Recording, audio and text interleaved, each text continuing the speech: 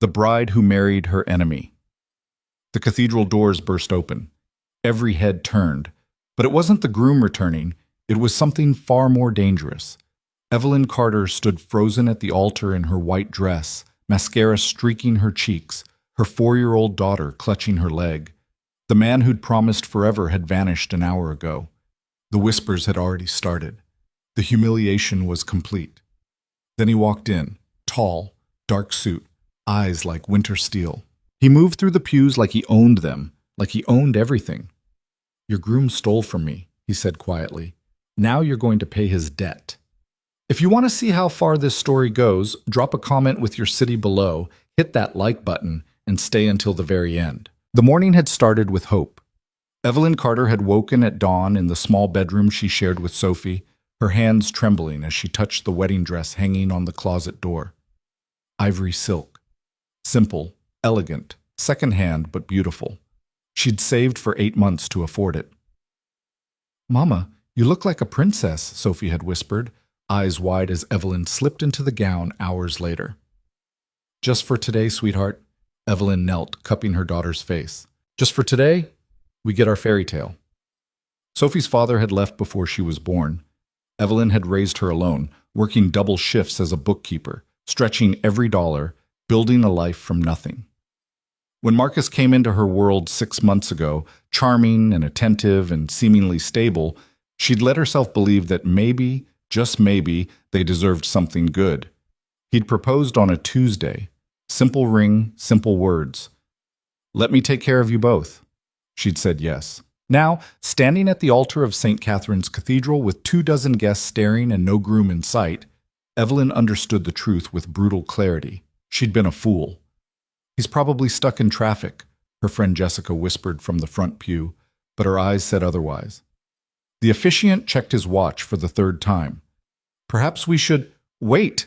Evelyn's voice cracked. "Just wait!" Sophie tugged her dress. "Where's Marcus, Mama?" "He's coming, baby. He's just late." But he wasn't coming. Deep in her gut, beneath the shame and confusion, Evelyn knew. An hour passed. Then another. The pianist had stopped playing. Guests shifted uncomfortably, some already standing to leave. Evelyn's phone buzzed. She grabbed it with shaking hands. "Marcus, I'm sorry. I can't do this. Don't try to find me." That was it. No explanation. No apology worth the name. Just 11 words that shattered everything. The phone slipped from her fingers, clattering on the marble floor. "Evelyn?" Jessica moved toward her. "He's not coming." The words felt like glass in her throat. He's gone." The whispers erupted immediately. Pity, shock, barely concealed gossip. Evelyn felt every eye on her, every judgment, every whispered speculation about what she'd done wrong. She bent down, scooped up Sophie, pressed her face into her daughter's hair to hide the tears. "We're going home, sweetheart." "But the wedding? There's no wedding." She turned toward the aisle, toward escape, toward the door in the parking lot in the tiny apartment where she could fall apart in private. The cathedral doors opened. Not from the inside, from the outside. And the man who entered changed everything. He was tall, well over 6 feet, with broad shoulders filling out an immaculate black suit that probably cost more than Evelyn's car. Dark hair swept back from a face that could have been carved from stone, sharp jaw, high cheekbones, and eyes the color of slate in winter. Cold, assessing, dangerous. He moved like a predator, smooth, unhurried, absolutely certain of his place in the world. 2 men followed him, equally well-dressed, equally intimidating. They flanked the door like sentries. The cathedral fell silent. The stranger's gaze swept the room, passed over the confused guests, the abandoned altar, the wilting flowers, and landed on Evelyn. She froze. Something primal in his stare pinned her in place. This wasn't a man who asked permission. This was a man who took. He walked down the aisle. Each footfall echoed in the cavernous space. Guests shrank back as he passed. He stopped 3 feet from Evelyn. Up close, he was even more imposing. The air around him seemed to thicken with authority, with power, with barely leashed violence. "Evelyn Carter?" His voice was low, accented, Russian, maybe Eastern European, and utterly devoid of warmth. She instinctively tightened her grip on Sophie. "Who are you?" Dominic Volkov. He said it like she should know the name, like it should mean something. It didn't. I don't... Your fiancé stole from me. He spoke calmly, almost conversationally, but there was steel beneath every word. $3.2 million to be precise. He's been running a very clever embezzlement scheme for the past 18 months. I discovered it 2 days ago. Evelyn's stomach dropped. That's impossible. Marcus works in IT support. He doesn't have access to that kind of... He worked in my IT department. Dominic's eyes never left hers. He had access to plenty, and he used it well, until he got greedy. I don't know anything about this. I believe you. He glanced at Sophie, who was staring at him with wide, curious eyes, then back at Evelyn. But belief doesn't change the situation. Your fiancé is gone, the money is gone, and someone needs to answer for it. Ice flooded Evelyn's veins. You can't seriously think I'm responsible for... No. He cut her off. But you're the only leverage I have left. Jessica stepped forward. You can't just come in here and threaten her. We'll call the police. Dominic didn't even look at her. The police won't help you. Marcus Carter made sure of that when he disappeared with evidence of fraud tied to your name, Ms. Carter. Evelyn's breath caught. What? He was thorough. Bank accounts opened in your name, digital signatures, transfer authorizations. If the authorities investigate, they'll find a trail leading directly to you. Dominic's expression didn't change. He set you up to take the fall. The room tilted. Evelyn's knees threatened to buckle. Marcus hadn't just left her, he'd destroyed her. So what do you want? Her voice barely worked. I don't have $3 million. I don't have $3,000. I know. Then what? Dominic was quiet for a long moment. His gaze moved over her face, the tear-stained makeup, the desperation, the terror, and something shifted in his expression, not quite softening, but recalculating. How old is she? He nodded toward Sophie. Evelyn's arms tightened reflexively. That's none of your business. 4? 5? She's 4. And her father? Not in the picture. Dominic nodded slowly, like she'd confirmed something. You're alone. No family. No significant savings. You work as a bookkeeper for a small accounting firm. You live in a 1-bedroom apartment in Riverside. You drive a 2009 Honda Civic with a cracked windshield. Horror crawled up Evelyn's spine. You investigated me. Of course. He said it like it was obvious. I investigate everyone connected to my interests. I'm not connected to anything. I didn't even know Marcus worked for you. I didn't know about any money. I'm just... Her voice broke. I'm just a woman who got left at the altar. That's all. For the first time, something almost like sympathy flickered in Dominic's eyes. Almost. Unfortunately, he said quietly, that's not all you are anymore. The officiant cleared his throat nervously. Mr. Volkov, perhaps this conversation should happen elsewhere. This is a house of worship, and it's also the venue for a wedding. Dominic's attention shifted to the altar, the flowers, the assembled guests. Everything is already prepared. Evelyn's pulse hammered. What are you talking about? Dominic turned back to her. I'm talking about a solution. There is no solution. You want money I don't have. I want compensation for my loss. Money is one form, but there are others. The temperature in the room seemed to drop 20 degrees. Others? Evelyn whispered.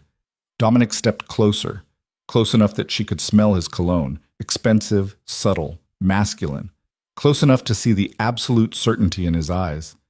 Marry me, he said. The words didn't make sense. They couldn't. Evelyn stared at him, wondering if she'd misheard, if the stress had finally fractured her sanity. What? Marry me. Right here. Right now. His voice remained calm, reasonable, like he was proposing a business merger instead of something insane. The officiant is present. The witnesses are here. The venue is paid for. We simply proceed. You're out of your mind. Am I? He tilted his head slightly.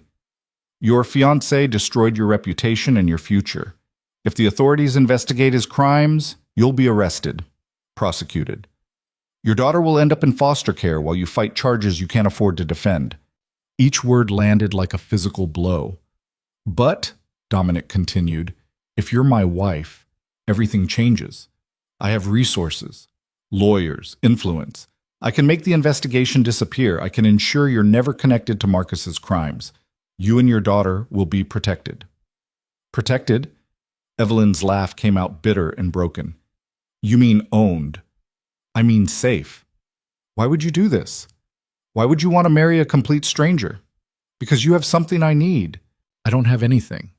You have legitimacy. Dominic's eyes held hers. I operate in a world where perception matters, where family matters. A wife, a respectable, innocent wife with a child, provides certain advantages, social capital, access to circles that would otherwise remain closed. So I'm a business asset. Yes. At least he was honest. Evelyn's mind raced, trying to find an escape route, an alternative, anything that didn't involve chaining herself to this dangerous stranger. And if I refuse? Dominic's expression didn't change. Then I'll pursue every legal avenue to recover my losses, starting with you. I'll use the evidence Marcus planted. I'll ensure the investigation moves forward, and I'll watch as the system swallows you whole. You'd send an innocent woman to prison? I'd pursue justice for a crime committed against me. What happens to you in that pursuit is unfortunate, but not my primary concern. He paused. However, I'd prefer not to. You're a victim here, just as I am, but if you force my hand, I will do what's necessary. Tears burned Evelyn's eyes. This couldn't be happening. This couldn't be real. Sophie squirmed in her arms. Mama, you're squeezing too tight. Sorry, baby. Evelyn loosened her grip, pressed a kiss to Sophie's temple, tried to think through the panic clawing at her chest. I need time, she said. I need to think about— No. Dominic's voice was firm. The offer expires when I leave this cathedral. You decide now. That's not fair. No, it's not. He acknowledged it without apology. But it's the situation we're in. Jessica grabbed Evelyn's arm. You can't seriously be considering this. He's threatening you. This is coercion. It's a choice, Dominic corrected. A difficult one, but a choice nonetheless. A choice between marriage and prison isn't a real choice. It's more choice than she'll have when the police arrive with a warrant.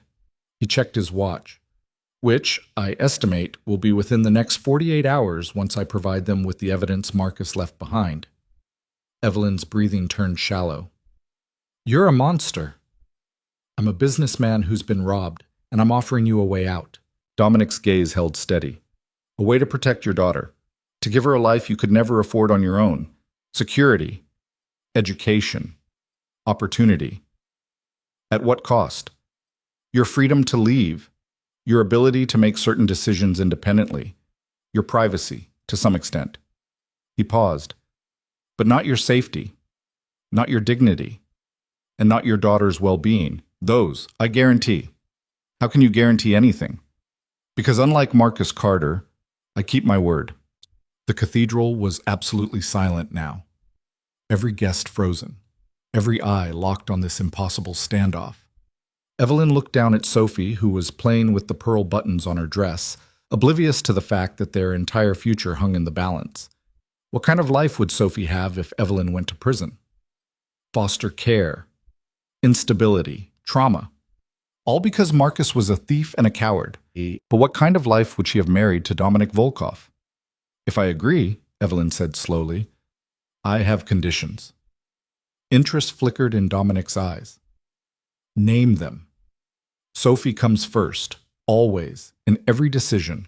Her safety, her happiness, that's non-negotiable. Agreed. I want my own space, my own room. You don't touch me without my explicit consent. Agreed. I want access to education, job training. I won't be some helpless dependent. Reasonable. And if this doesn't work, if I can't do this, I want a way out that doesn't destroy me. Dominic considered this. After 1 year, if you choose to leave, I'll provide a divorce with a settlement that ensures you and Sophie are financially secure. No retaliation, no sabotage. But during that year, you fulfill your role completely. What role exactly? You appear with me at necessary events. You live in my home. You present as my wife to the outside world. His eyes held hers. What happens privately, behind closed doors? We negotiate as we go. But publicly, we're a united front. It was a cage. A gilded, comfortable cage, but a cage nonetheless. But the alternative was worse. Evelyn closed her eyes, took a breath, felt Sophie's small hand patting her cheek. Mama, are you sad? No, baby. Evelyn opened her eyes, looked at Dominic Volkov, and made a choice that terrified her. I'm just thinking. She set Sophie down gently, smoothed her daughter's hair, then straightened to her full height. She was 5'6" in heels. Dominic still towered over her, but she met his eyes without flinching. If I do this, she said, you keep every promise you just made, every single one. And if you don't, if you hurt us, or lie to us, or treat us like property, I'll find a way to make you regret it. I don't care how powerful you are. A ghost of a smile touched Dominic's mouth, the first hint of any emotion beyond cold calculation. Understood. Then, Evelyn's heart hammered so hard she thought it might crack her ribs. Then yes, I'll marry you. The cathedral erupted in shocked whispers. Jessica grabbed her arm again. Evelyn, you can't. I can. Evelyn pulled free gently. I have to. This is insane. I know. Dominic turned to the officiant, who looked like he wanted to melt into the floor. We're ready to proceed. This is highly irregular. I don't even know if it's legal without proper... It's legal. Dominic pulled a folded document from his jacket. Marriage license, already filed with the county clerk. We simply need your signature after the ceremony. Evelyn's blood ran cold. You came here planning this. I came here prepared for multiple scenarios. This was the preferred one. He handed the license to the officiant. Shall we? The officiant looked at Evelyn. Miss Carter, are you certain? She's certain. Dominic's voice left no room for argument. I want to hear it from her. Evelyn appreciated that. Appreciated that someone, at least, was trying to give her an out. But there was no out. Not really. I'm certain, she said quietly. The officiant sighed, defeated. He moved to the altar, opened his book with trembling hands. Dominic offered his arm. Evelyn stared at it for a long moment, then took it. His muscles were solid beneath the expensive fabric, unyielding. They walked to the altar together. Sophie followed, clutching Evelyn's dress, sensing that something important was happening even if she didn't understand what. Jessica stayed in the pew, tears streaming down her face. The other guests sat frozen, witnesses to something they'd never forget. Dominic positioned himself across from Evelyn. He looked calm, completely in control, like this was exactly what he'd expected. Evelyn felt like she was drowning. The officiant began. Dearly beloved, he faltered, started again. We are gathered here today. Skip to the vows, Dominic said. Yes, of course. The officiant flipped pages. Do you, Dominic Volkov, take Evelyn Carter to be your lawfully wedded wife, to have and to hold from this day forward? I do. No hesitation, no doubt. And do you, Evelyn Carter, take Dominic Volkov to be your lawfully wedded husband? Evelyn's throat closed. This was it. The moment where she either saved herself and Sophie or destroyed them both. I do, she whispered. The rings? Dominic reached into his pocket, pulled out 2 platinum bands. Simple, elegant, expensive. He'd planned everything. He took Evelyn's left hand. His fingers were warm, strong, surprisingly gentle as he slid the ring onto her finger. It fit perfectly. Of course it did. She took the other ring with shaking hands, slid it onto his finger. It felt surreal, like watching someone else's life from a distance. By the power vested in me, the officiant said weakly, I now pronounce you husband and wife. He didn't say the traditional line. Dominic didn't wait for it. He leaned down, gave Evelyn the briefest, most formal kiss, barely a brush of lips, and stepped back. It's done, he said quietly. Evelyn looked down at the ring on her finger. 3 hours ago, she'd expected to marry Marcus, to start a modest, normal life. Now she was married to a man she didn't know, a man who'd coerced her into this, A man who operated in shadows and spoke of leverage like it was currency. Sophie tugged her dress. Mama, are we going home now? Dominic knelt down, bringing himself to Sophie's eye level. Evelyn tensed, ready to intervene, but he kept his distance, respectful. What's your name? He asked. Sophie ducked behind Evelyn's leg shyly. Sophie. Hello, Sophie, I'm Dominic. Are you Mama's friend? Something like that. Do you have a big house? A flicker of amusement crossed his face. Yes. With a yard? A very big yard. Can I have a dog? Evelyn started to intervene. Sophie, that's not... Yes, Dominic said. Sophie's eyes went wide. Really? Really? He stood, addressed Evelyn. We should go. My car is waiting. I need to get our things from the apartment. Sophie's clothes, her toys. I'll send someone for them. Everything will be brought to the estate. I want to get them myself. No. His tone was firm but not harsh. The apartment isn't safe. Marcus knew where you lived. He might have shared that information. Until I'm certain you're not in danger, you stay with me. It hadn't even occurred to Evelyn that Marcus might have put them at risk beyond the legal implications. What kind of danger? The kind that comes when you steal millions from dangerous people. Dominic's eyes were serious. I'm not the only one he took from. There are others who might see you as leverage, just as I did. The difference is, I have no interest in harming you. They might not be so particular. Fear spiked through her. You're saying we're in danger from other people he stole from? I'm saying you're safer with me than anywhere else. Evelyn wanted to argue, wanted to insist she could take care of herself and Sophie. But she looked at her daughter, so small and innocent, and knew the truth. She couldn't protect them. Not from this. Okay, she said. We'll go with you. Dominic nodded, started toward the exit. Evelyn bent down, scooped up Sophie. We're going on an adventure, sweetheart. With the man who has a yard? Yes. Is he nice? Evelyn glanced at Dominic's broad back, the way his men fell into formation around him, the absolute authority in every movement. I don't know yet, she admitted. They walked down the aisle together, past the shocked guests, past Jessica, who was openly crying, past the flowers and the abandoned unity candle and all the trappings of the wedding that never happened. Outside, a black Mercedes waited at the curb. Sleek, expensive, armored, probably. One of Dominic's men opened the back door. Evelyn hesitated. Once she got in that car, there was no going back. Ms. Carter.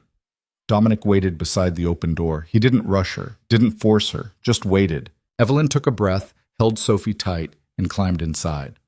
The leather seats were soft. The interior smelled like money. Sophie immediately started exploring the buttons and screens. Dominic slid in beside her. The door closed with a heavy, final thunk. The car pulled away from the cathedral. Evelyn watched through the tinted window as St. Catherine's disappeared behind them, as her old life faded into the distance. Where are we going? She asked. Home, Dominic said, but it wasn't her home. It was his. And now, somehow, impossibly, she was his wife. The thought made her want to scream, or cry, or both. Instead, she held Sophie and watched the city pass by in silence. The drive took 40 minutes. They left the cramped streets of Riverside behind, wound through increasingly wealthy neighborhoods, and finally turned onto a private road lined with mature oak trees. The gates were iron, tall, intimidating. They opened automatically as the Mercedes approached. The estate beyond was stunning. Not a house, an actual estate. Stone and glass and architectural elegance spread across what had to be at least 10 acres. Gardens, fountains, a view of distant hills. Sophie pressed her face to the window. Whoa.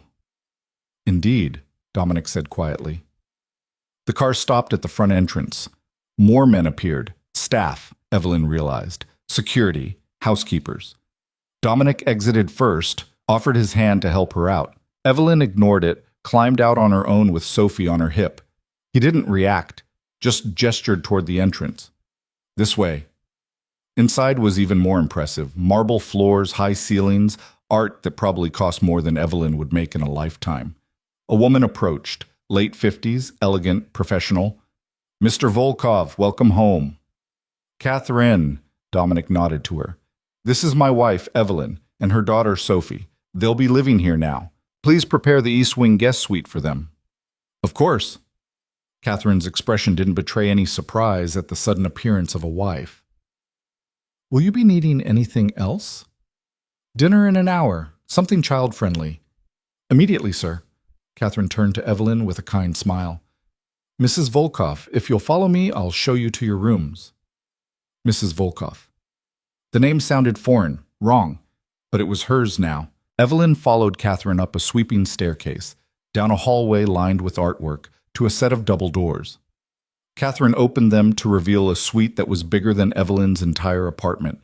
King bed, sitting area, private bathroom with a tub that could fit 3 people, and a connecting door to a second bedroom, clearly meant for Sophie, with a bed shaped like a castle and toys already arranged on shelves.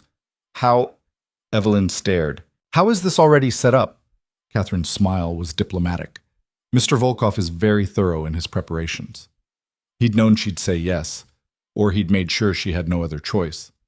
Your belongings will arrive within the hour, Catherine continued. If you need anything in the meantime, simply press the button by the bed and someone will assist you.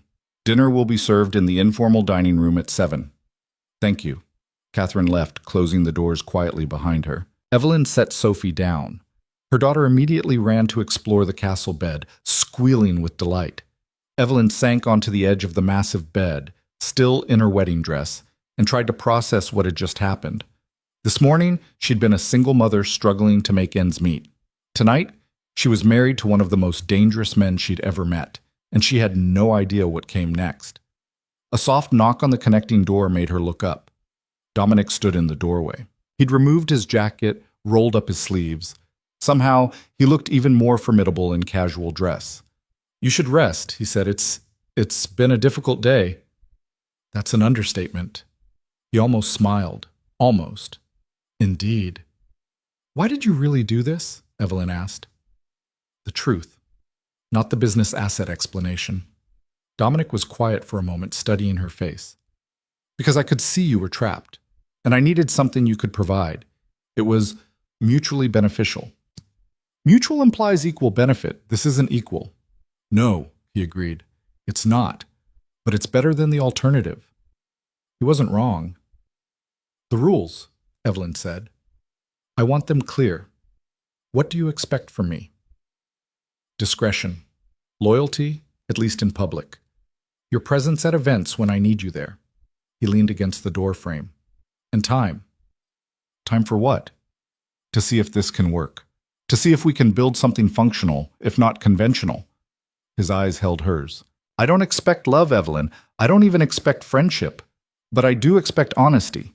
Can you give me that? Can you? Yes. She wanted to believe him, desperately wanted to believe that underneath the coercion and the threats, there was something decent, but she'd believed Marcus too. I'll try, she said. That's all I can promise. That's enough. Sophie ran over, grabbed his hand without fear. Will you show me the yard? Mama said you have a really big yard. Mais ça. Dominic looked startled by the contact, like he wasn't used to being touched so casually. Sophie, Evelyn warned, Mr. Volkov is busy. It's fine. He let Sophie tug him toward the hallway. I can spare a few minutes.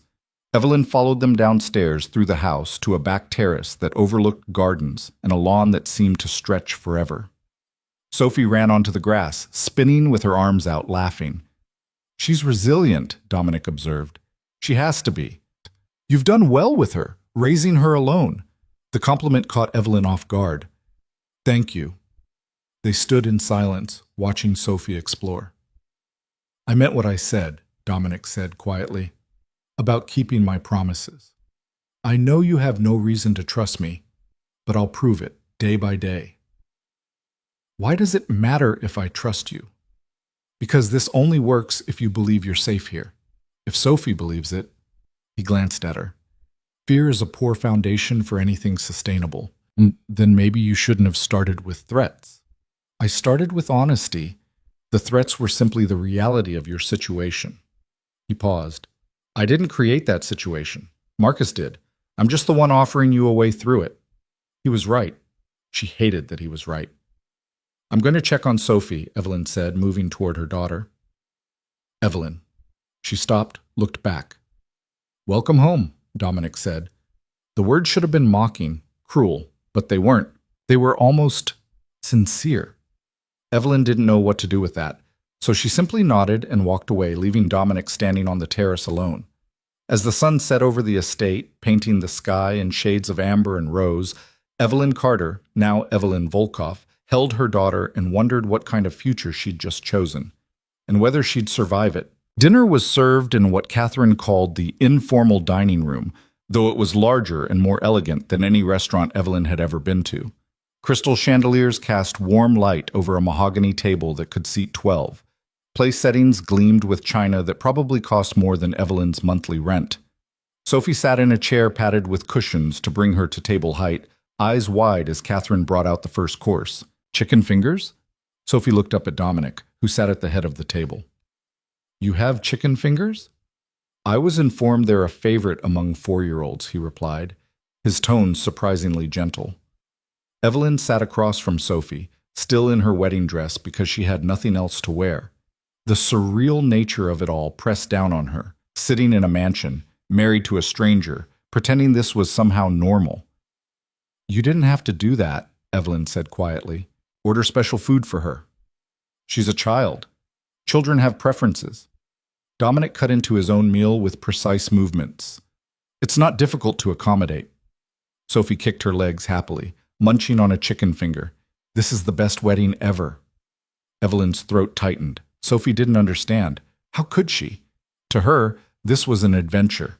A big house, good food, the promise of a dog. She didn't know her mother had just sold their future to a man who dealt in threats and leverage. Evelyn, Dominic's voice pulled her back. You should eat. I'm not hungry. You haven't eaten all day. How would you know? Because I know everything about you. He said it matter-of-factly, without arrogance. You skipped breakfast this morning because you were nervous. You were supposed to have lunch at the reception that never happened. You need to eat. Note the fact that he was right only made it worse. Evelyn picked up her fork, forced herself to take a bite. The food was excellent, perfectly seasoned, restaurant quality, but it tasted like ash in her mouth. They ate in tense silence, broken only by Sophie's cheerful commentary about the chandelier, the paintings, the size of her new bedroom. When Catherine cleared the plates, Dominic stood. I have work to attend to. Catherine will help you get settled. Wait, Evelyn stood too. We need to talk about expectations, about what happens next. Tomorrow. He was already moving toward the door. You're exhausted. We'll discuss everything tomorrow. You can't just... He turned back, and something in his expression stopped her words. Not anger. Something else. Something almost like concern. One day at a time, Evelyn, he said quietly. That's all I'm asking. One day at a time. Then he was gone, disappearing into the depths of his enormous house, leaving her alone with Sophie and a stranger's kindness. Catherine approached with a warm smile. I've laid out some clothing options in your room, Mrs. Volkov. Temporary, until we can arrange proper shopping. And Sophie's belongings from your apartment have arrived. Evelyn blinked. Already? Mr. Volkov's team is very efficient. That was one word for it. Upstairs, Evelyn found her small apartment's worth of possessions had been unpacked and arranged throughout the suite. Sophie's toys lined the shelves in her new bedroom. Their clothes hung in a closet 3 times the size of the one they'd shared. On the bed lay a simple nightgown and robe, clearly expensive and exactly Evelyn's size. How did he know my size? She asked aloud. Catherine, who was helping Sophie into pajamas, smiled diplomatically. Mr. Volkov is very thorough. There was that word again. Thorough. It should have been comforting. Instead, it was terrifying. After Sophie was tucked into her castle bed, clutching her favorite stuffed rabbit, Evelyn stood in the bathroom and stared at herself in the mirror. Her makeup was smudged, her hair falling from its carefully pinned style. She still wore the wedding dress that was supposed to symbolize a fresh start. Instead, it marked the end of everything she'd known. She undressed slowly, hung the gown in the closet where it looked out of place among her Target clearance finds. The nightgown Catherine had provided felt like silk against her skin. Evelyn climbed into the massive bed, surrounded by luxury she'd never imagined, and finally let herself cry. She cried for the future she'd lost, for the humiliation at the altar, for the choices stolen from her, for the fear that lived in her chest like a stone. And she cried because underneath it all, a small, traitorous part of her was relieved. Relieved that Sophie had food and safety. Relieved that the constant worry about rent and bills had been replaced by something else. Even if that something else was captivity, dressed in expensive sheets. She cried until there were no tears left, until exhaustion dragged her down into restless sleep. When she woke, sunlight streamed through windows she'd forgotten to cover. The clock on the nightstand read 9:30. Panic spiked through her. Sophie. But Sophie's bedroom door was open, and she could hear her daughter's laughter drifting from somewhere downstairs. Evelyn threw on the robe and rushed down the stairs, following the sound to a sunlit breakfast room where Sophie sat at a small table, coloring with an array of art supplies that definitely hadn't been there yesterday. A young woman in casual clothes sat beside her, encouraging her drawing. "Mama!" Sophie jumped up. "This is Anna. She's teaching me to draw horses." The woman, Anna, stood and offered a hand. "Good morning, Mrs. Volkov. I'm Sophie's nanny." Evelyn's stomach dropped. "Her what?" "Mr. Volkov hired me last night. I have a degree in early childhood education and 5 years of experience. My references are available if you'd like to review them." "I don't need a nanny. I'm her mother." Anna's smile remained kind, but professional. "Of course. I'm simply here to help when you need it. Mr. Volkov thought you might appreciate the support." What he thought was that he could make decisions about Sophie without consulting Evelyn. "Where is he?" "In his office. Would you like me to—" But Evelyn was already moving, driven by fury that burned through her exhaustion. She stormed through the house, throwing open doors until she found him. Dominic sat behind a massive desk in a wood-paneled office, reviewing documents with the same focused intensity he brought to everything. He looked up as she burst in. "You hired a nanny without asking me?" Evelyn's voice shook with anger. "You don't get to make decisions about my daughter." Dominic set down his pen. "Anna is fully vetted, background checked, highly qualified. I don't care if she's Mary Poppins. You should have asked me first. You were asleep. Sophie was awake and needed supervision. I would have woken up. You were exhausted." He stood, moved around the desk. "You needed rest. Sophie needed attention. Anna provided that. Where's the problem?" "The problem is you acting like you own us." "I don't own you, but this is my house, and I'm responsible for everyone in it. That includes ensuring a 4-year-old isn't wandering around unsupervised while her mother recovers from a traumatic day."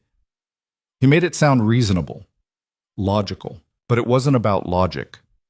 "You can't just make decisions without me," Evelyn said, forcing her voice to steady. "That wasn't part of our agreement. Our agreement was that Sophie comes first. I'm putting her first. By hiring a stranger to watch her? By hiring a professional to ensure she's cared for while you adjust to your new circumstances." Dominic's expression remained calm. "If you don't like Anna, we'll find someone else. But you will have help, Evelyn. You can't do this alone anymore." "I've been doing it alone for 4 years. And you've done admirably, but you don't have to anymore." He paused. "That's not a weakness. It's a resource. Use it." Evelyn wanted to argue, wanted to rage against this man who thought he could reorganize her entire life overnight. But Sophie's laughter drifted from the breakfast room, bright and carefree, and Evelyn realized something that made her chest ache. Her daughter sounded happy. When was the last time Sophie had laughed like that? Without Evelyn rushing her through breakfast to get to daycare, without the stress that bled into every moment of their old life. "I want final say," Evelyn said quietly, "on anything involving Sophie. You can make suggestions, but I decide." Dominic nodded. "Acceptable. And I want to meet with Anna, properly. Review her background myself." "Of course. And if I don't like her, then she's gone." He said it simply. "I told you, Evelyn, Sophie comes first. If you're not comfortable with the arrangements, we change them." Some of the fight drained out of her. "Why are you being reasonable about this?" "Because you're right. I should have consulted you first." He moved to a sideboard, poured coffee from a carafe. "I'm not accustomed to considering others in my decisions. It's a habit I'll need to break. He handed her the cup. She took it automatically, surprised by the gesture. How do you take it? He asked. What? Your coffee. I have cream, sugar. Black is fine. He smiled slightly. Practical. They stood in awkward silence for a moment. Evelyn sipped the coffee. It was perfect, rich and strong, and tried to figure out what she was supposed to do now. I have meetings today, Dominic said, but this evening we should talk. Set clear boundaries, establish routines. Okay.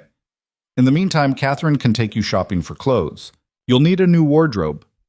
Evelyn looked down at the borrowed robe. I have clothes. You have clothes for your old life. You need clothes for this one. What's wrong with my old clothes? Nothing, but you'll be attending events with me. Charity galas, business dinners. You'll need appropriate attire. The reality of what he was asking settled over her. You want me to play dress up, to be your accessory. I want you to be comfortable in situations that will be part of your life now. His tone remained even. I'm not trying to erase who you are, Evelyn. I'm trying to give you tools to navigate who you need to become. And who's that? My wife. He said it without hesitation.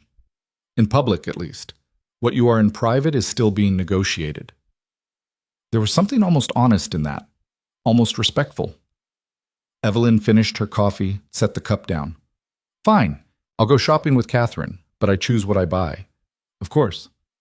And I'm not wearing anything ridiculous, no tiny dresses or sky-high heels. I wouldn't dream of it. The corner of his mouth twitched. You have good instincts, Evelyn. Trust them. She didn't know what to say to that, so she simply turned and left, feeling his eyes on her back as she walked away. The shopping trip was surreal. Catherine drove her to boutiques Evelyn had only seen from the outside, places where a single dress cost more than her previous monthly grocery budget. Personal shoppers appeared with armfuls of options. Everything was tailored, elegant, understated. Mr. Volkov has excellent taste, one of the shoppers commented, holding up a slate blue dress. Does he pick out women's clothes often? Evelyn asked before she could stop herself. The woman's smile faltered. I couldn't say, ma'am. Catherine intervened smoothly. Mr. Volkov appreciates quality in all things. He's simply ensuring you have what you need. By the end of the afternoon, Evelyn had acquired more clothing than she'd owned in her entire life. Dresses, slacks, blouses, shoes, even jewelry. All of it beautiful. All of it expensive. All of it feeling like a costume for a role she didn't want to play. When they returned to the estate, Sophie ran to greet her, still chattering about horses and the garden, and how Anna had shown her where butterflies lived. Can we go see the butterflies tomorrow, Mama? Please? Evelyn knelt, hugged her daughter tight. Of course, baby. And Anna says maybe we can get a puppy soon, a real one.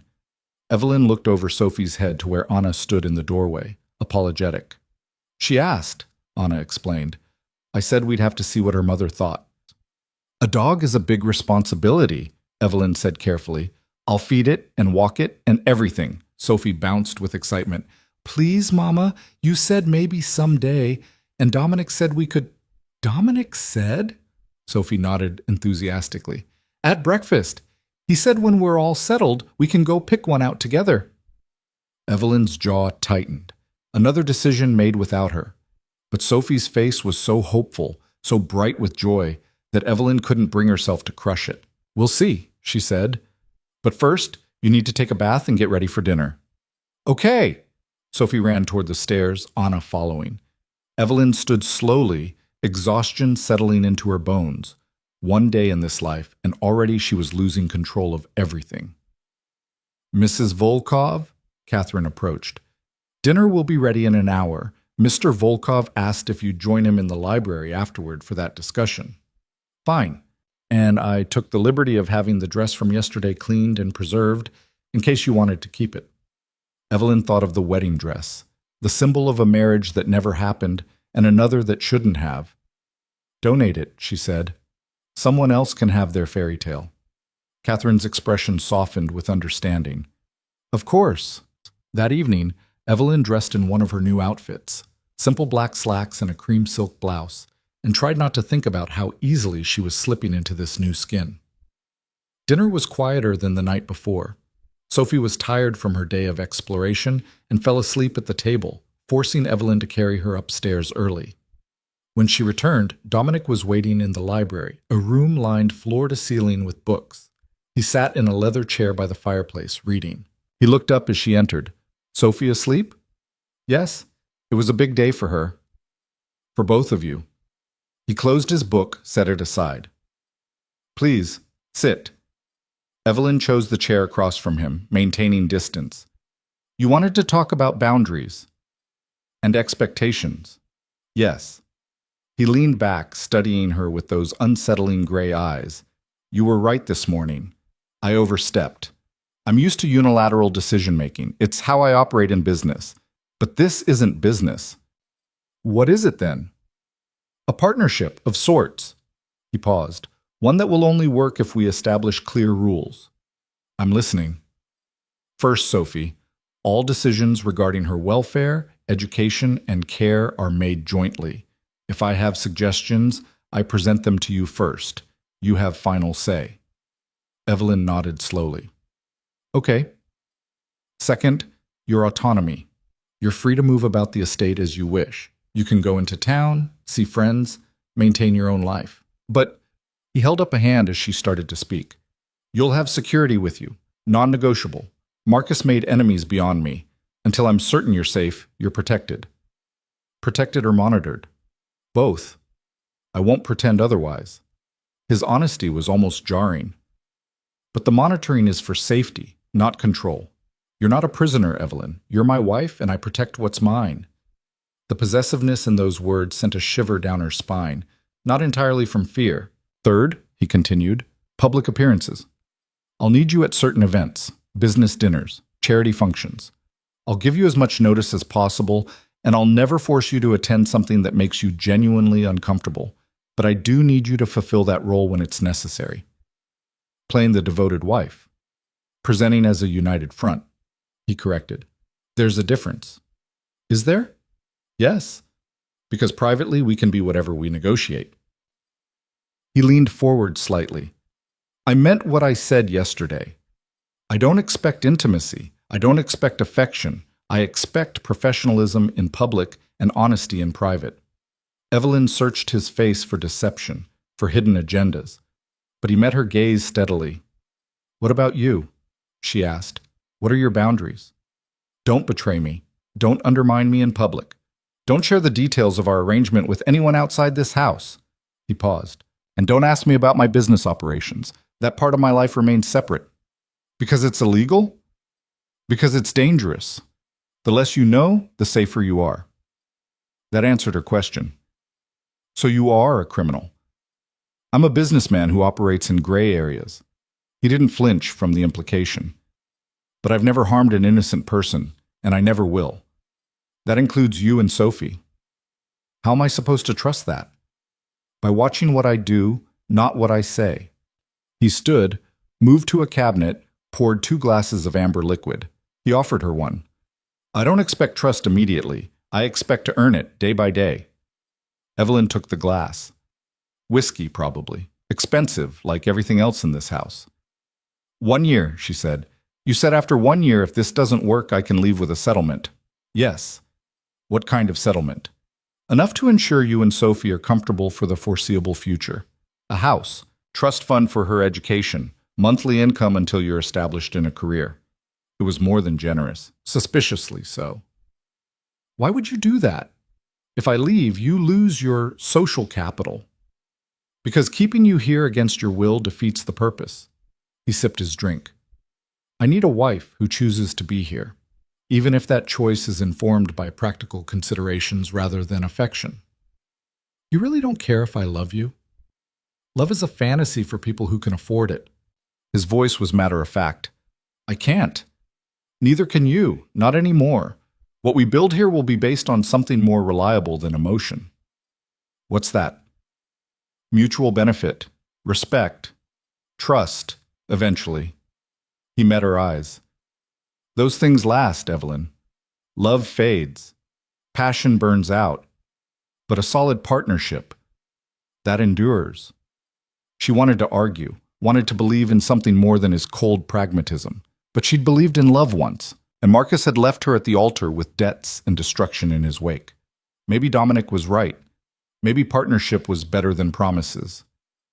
"Okay," she said quietly. "We try this. One day at a time." "One day at a time," he echoed. They drank in silence, the fire crackling between them, two strangers bound by vows that meant nothing and everything. "Can I ask you something?" Evelyn said after a while. "Yes." "Why did you really choose marriage? You could have found other ways to handle Marcus's theft, other ways to get your money back or exact revenge. Why this?" Dominic was quiet for a long moment, swirling the whiskey in his glass. "Because I'm tired," he finally said. "Of what?" "Of the isolation, of the constant vigilance, of operating in shadows without anything real to ground me." He looked at her. "I've built an empire, Evelyn. I have more money than I could spend in 10 lifetimes. I have power, influence, everything I thought I wanted. And it's empty." The admission seemed to cost him something. "I come home to this house every night, and it's just walls, no life, no purpose beyond acquisition and control." "So you bought a wife to fill the void?" "I offered a solution to a woman who needed one. And yes, I hoped it might fill some of the void." He set his glass down. "Sophie laughed at dinner last night. A child's laughter in this house. I can't remember the last time I heard that sound. Maybe never." Evelyn's chest tightened. "You can't use my daughter to fix whatever's broken in you." "I'm not. But I can give her a better life than she had before. And maybe, in doing so, create something better for all of us." He stood. "It's late. You should rest." Evelyn stood too, but didn't move toward the door. "Dominic." He turned back. "Thank you for being honest. I don't like this situation, but I appreciate that you're not pretending it's something it isn't." Something shifted in his expression. Not quite a smile, but close. "Sleep well, Evelyn." She left him there in the library, surrounded by books and firelight, and whatever demons drove a man to trade money for the illusion of family. Upstairs, she checked on Sophie, who slept peacefully in her castle bed, and then climbed into her own bed, exhausted. But sleep didn't come easily. She lay in the darkness, thinking about Dominic's words, about partnership and trust and the strange, terrifying path she'd chosen. One day at a time. She could do that. She had to. The next morning brought another surprise. Evelyn woke to find an envelope on her nightstand. Inside was a bank card with her name on it and a simple note in elegant handwriting. "For your personal expenses. No limit, no questions. D." She stared at the card, at the freedom and the cage it represented. Downstairs, she found Dominic in the breakfast room, reading a newspaper. "The card," she said without preamble. He looked up. "Is there a problem?" "I don't need unlimited money. Considerate payment for services rendered. I'm not a... You're my wife. That comes with certain benefits." He returned to his paper. "Use it or don't, but it's yours." Sophie bounded in, already dressed and ready for the day. Anna followed, carrying a small backpack. "We're going to the butterfly garden," Sophie announced. Evelyn looked at Anna, who nodded. "If that's all right with you, Mrs. Volkov, it's a beautiful day for it." "Of course." Evelyn knelt, kissed Sophie's forehead. "Have fun, baby." After they left, silence filled the room. "She's adjusting well," Dominic observed. "Children are resilient. Like their mothers." Evelyn looked at him sharply, but he was focused on his newspaper, face unreadable. "I need something to do," she said abruptly. "I can't just sit around this house all day." "What would you like to do?" "I don't know. Work, maybe. Something useful." "You have a degree in accounting, correct?" "Yes." "I'll arrange for you to meet with my CFO. We can always use skilled financial analysts." He flipped a page. "Unless you'd prefer something outside my organization." "Would that be allowed?" "I told you, you're not a prisoner. If you want to work elsewhere, work elsewhere." The offer was tempting. But working for his company would at least give her insight into his world. Know your enemy, as they said. Not that Dominic was exactly an enemy anymore. She didn't know what he was. "I'll meet with your CFO," she decided. "I'll set it up for tomorrow." They fell into an odd rhythm over the following days. Dominic was gone most days, managing his mysterious business empire. Evelyn met with his CFO, a sharp woman named Maria, who treated her with respect rather than suspicion, and started reviewing financial reports. Sophie thrived under Anna's care, spending her days exploring the estate, playing in the garden, learning things that would have been impossible in their old life. And slowly, gradually, Evelyn began to understand what Dominic had meant about partnership. He kept his promises, every single one. He consulted her about decisions involving Sophie. He gave her space and autonomy. He never pushed for intimacy or affection. He treated her with a careful respect that felt both genuine and calculated. In public, the few times they ventured out together, he was attentive without being possessive. He introduced her as his wife with something that almost resembled pride. He held doors, guided her with a hand at the small of her back, played the role perfectly. And in private, they were cordial, polite, almost friendly. It should have been enough. But late at night, alone in her massive bed, Evelyn couldn't shake the feeling that she was waiting for the other shoe to drop, waiting for Dominic to show his true colors, waiting for the trap to spring shut. Because men like him didn't do kind things without expecting something in return. Did they? The answer came 3 weeks into their arrangement, on a Saturday evening when Dominic informed her they'd be attending a charity gala the following night. "It's the Westfield Foundation benefit," he said over dinner. "High profile, important contacts. We need to make an appearance." Evelyn's fork paused halfway to her mouth. "We?" "Yes. Together." He looked at her steadily.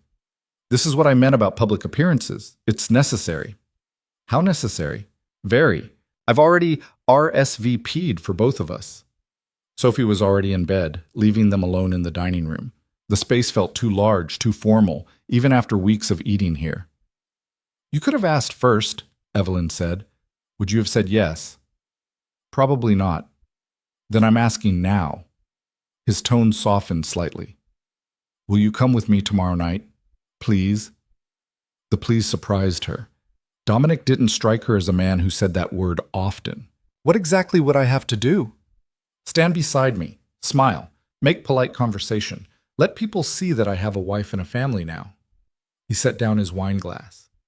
"I need them to see me as something other than what I am." "And what are you?" "Dangerous, unpredictable, unsuitable for their world." His mouth quirked without humor. "But a married man with a stepchild? That's respectable, domesticated, safe. So I'm your camouflage. You're my legitimacy." He met her eyes. "I won't pretend otherwise, but in exchange you get access to their world too. Connections, opportunities. These people can open doors for you that would otherwise remain closed." Evelyn thought about it. She'd never been to a charity gala, had never owned a dress expensive enough for one, had never imagined she belonged in those circles. But she was Dominic Volkov's wife now. Like it or not, those circles were part of her life. "Fine," she said. "I'll go." "Thank you, but I need a dress. Something appropriate." "Already handled." Catherine scheduled a fitting for tomorrow morning. Of course he had. "You were very confident I'd say yes." "I was hopeful." He stood, collected his dishes. "And if you'd refused, I would have gone alone and dealt with the consequences." "What consequences?" "Questions, speculation, rumors that my marriage is a sham." He paused in the doorway. "Which it is, technically, but no one else needs to know that." After he left, Evelyn sat alone in the dining room, staring at her reflection in the darkened windows. She looked different than she had 3 weeks ago. Her hair was professionally styled now. Her clothes fit perfectly. Even her posture had changed, becoming more confident, more poised. She was becoming someone else. The question was whether that someone else was better or worse than who she'd been before. The fitting the next morning was an experience. The designer, a thin, intense woman named Margot, had brought 3 options, each more stunning than the last. Evelyn chose a deep emerald gown with a modest neckline and elegant lines that made her feel powerful rather than exposed. "Mr. Volkov has excellent taste," Margot murmured, pinning the hem. "He specified exactly what would suit you." "He picked this out?" "He gave very specific instructions, classic, elegant, nothing too revealing or ostentatious." Margot stepped back, assessing. "He knows you well." But he didn't. They'd spent 3 weeks in careful orbit around each other, polite and distant. He knew her measurements and her coffee preference, and that she preferred reading to television. But he didn't know her fears or her dreams or what kept her awake at night. Unless he did, and simply chose not to acknowledge it. That evening, Catherine helped her dress and style her hair into a sophisticated updo. Makeup was applied with a professional's precision. When Evelyn looked in the mirror, she barely recognized herself. "You look beautiful, Mrs. Volkov," Catherine said warmly. "I look like I'm playing dress-up." "You look like exactly who you are, Mr. Volkov's wife." Downstairs, Dominic waited in the foyer, devastating in a perfectly tailored tuxedo. He looked up as she descended the stairs, and something flickered in his eyes. Appreciation. Maybe more. "You look—" He stopped, seemed to reconsider his words. "Perfect. You look perfect." "So do you," Evelyn admitted. They stood there for a moment, two people wearing masks preparing to perform for an audience. "Ready?" he asked. "No, but let's go anyway." The gala was held at the Regency Hotel, a massive ballroom filled with chandeliers and champagne and people who'd never worried about rent in their lives. Evelyn felt their eyes on her the moment she entered on Dominic's arm. Curious, assessing, judging. "They're staring," she whispered. "Of course they are. You're stunning, and no one knew I was married." His hand settled at the small of her back, warm and steadying. Let them stare, let them wonder.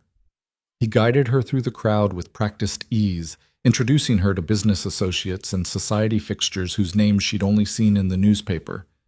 Each time, he presented her with unmistakable pride. "My wife, Evelyn." Not just his wife. His. The possessiveness should have bothered her. Instead, it felt almost protective, like he was claiming her in front of these people specifically to shield her from their speculation. "Dominic Volkov, married," a silver-haired man said with poorly concealed surprise. "I never thought I'd see the day." "Life is full of surprises, Senator." Dominic's smile was polite, but didn't reach his eyes. "Evelyn, this is Senator Morrison. Senator, my wife."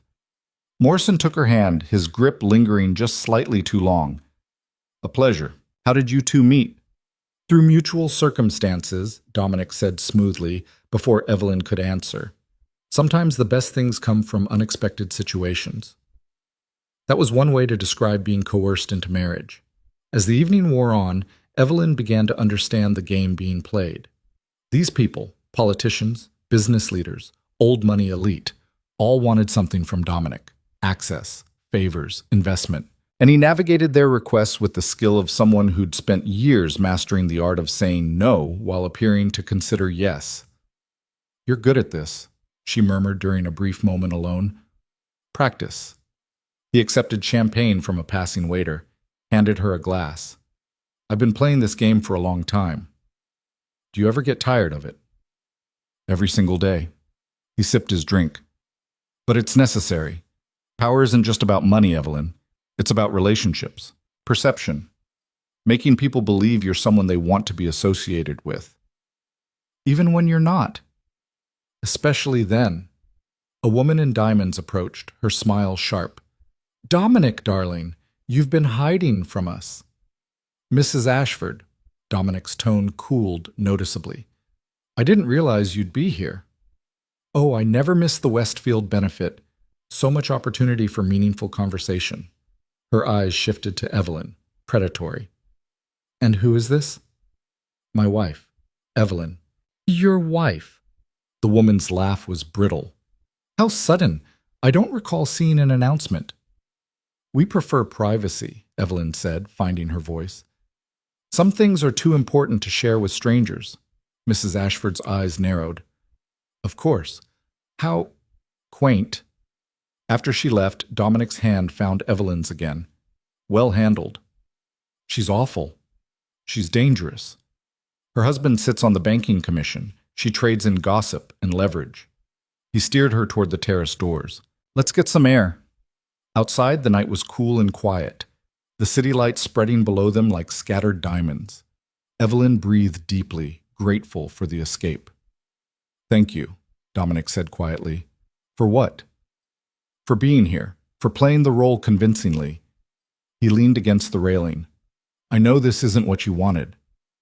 "No, but it's not terrible either. She surprised herself by meaning it. Your world is different, complicated. That's a diplomatic way of saying corrupt and morally ambiguous. I was trying to be polite. He smiled, a real smile this time, reaching his eyes. You don't have to be polite with me, Evelyn. Not when we're alone. Then I'll say it. These people are sharks. Every conversation is a negotiation. Every smile is calculated. It's exhausting. Yes. He turned to face her fully. But you held your own. You didn't let them intimidate you. That's rare. I spent years dealing with demanding clients and difficult bosses. This isn't that different. It's very different. These people can destroy you with a word in the right ear. His expression grew serious. But they won't, because you're with me, and they know better. There was that possessiveness again, wrapped around her like armor. Do you enjoy it? She asked. The power? Sometimes. Mostly I find it necessary. He was quiet for a moment. I grew up with nothing, Evelyn. Less than nothing. I built everything I have from dirt and determination and choices I'm not proud of. Power means no one can ever put me back in that position again. It was the most personal thing he'd shared with her, a glimpse behind the mask. What happened to you? She asked softly. To make you this way? That's a conversation for another time. He straightened. We should go back. People will talk if we're gone too long. Let them talk. You say that now, but gossip has consequences in this world. They returned to the ballroom, to the performance and the pretense. But something had shifted between them, a small crack in the walls they'd both built. The evening ended late, after speeches and silent auctions and endless networking. In the car on the way home, Evelyn kicked off her heels and leaned back against the leather seat. My feet are killing me. You did well tonight, Dominic said. Several people specifically commented on how impressive you were. They were probably just being polite. They don't do polite. They do strategic. He loosened his bow tie. You made an impression. That matters. To you or to them? Both. Back at the estate, they walked upstairs together in comfortable silence. At her bedroom door, Evelyn paused. Dominic? He turned back. Tonight, thank you for having my back in there. I felt like you were protecting me, not just using me.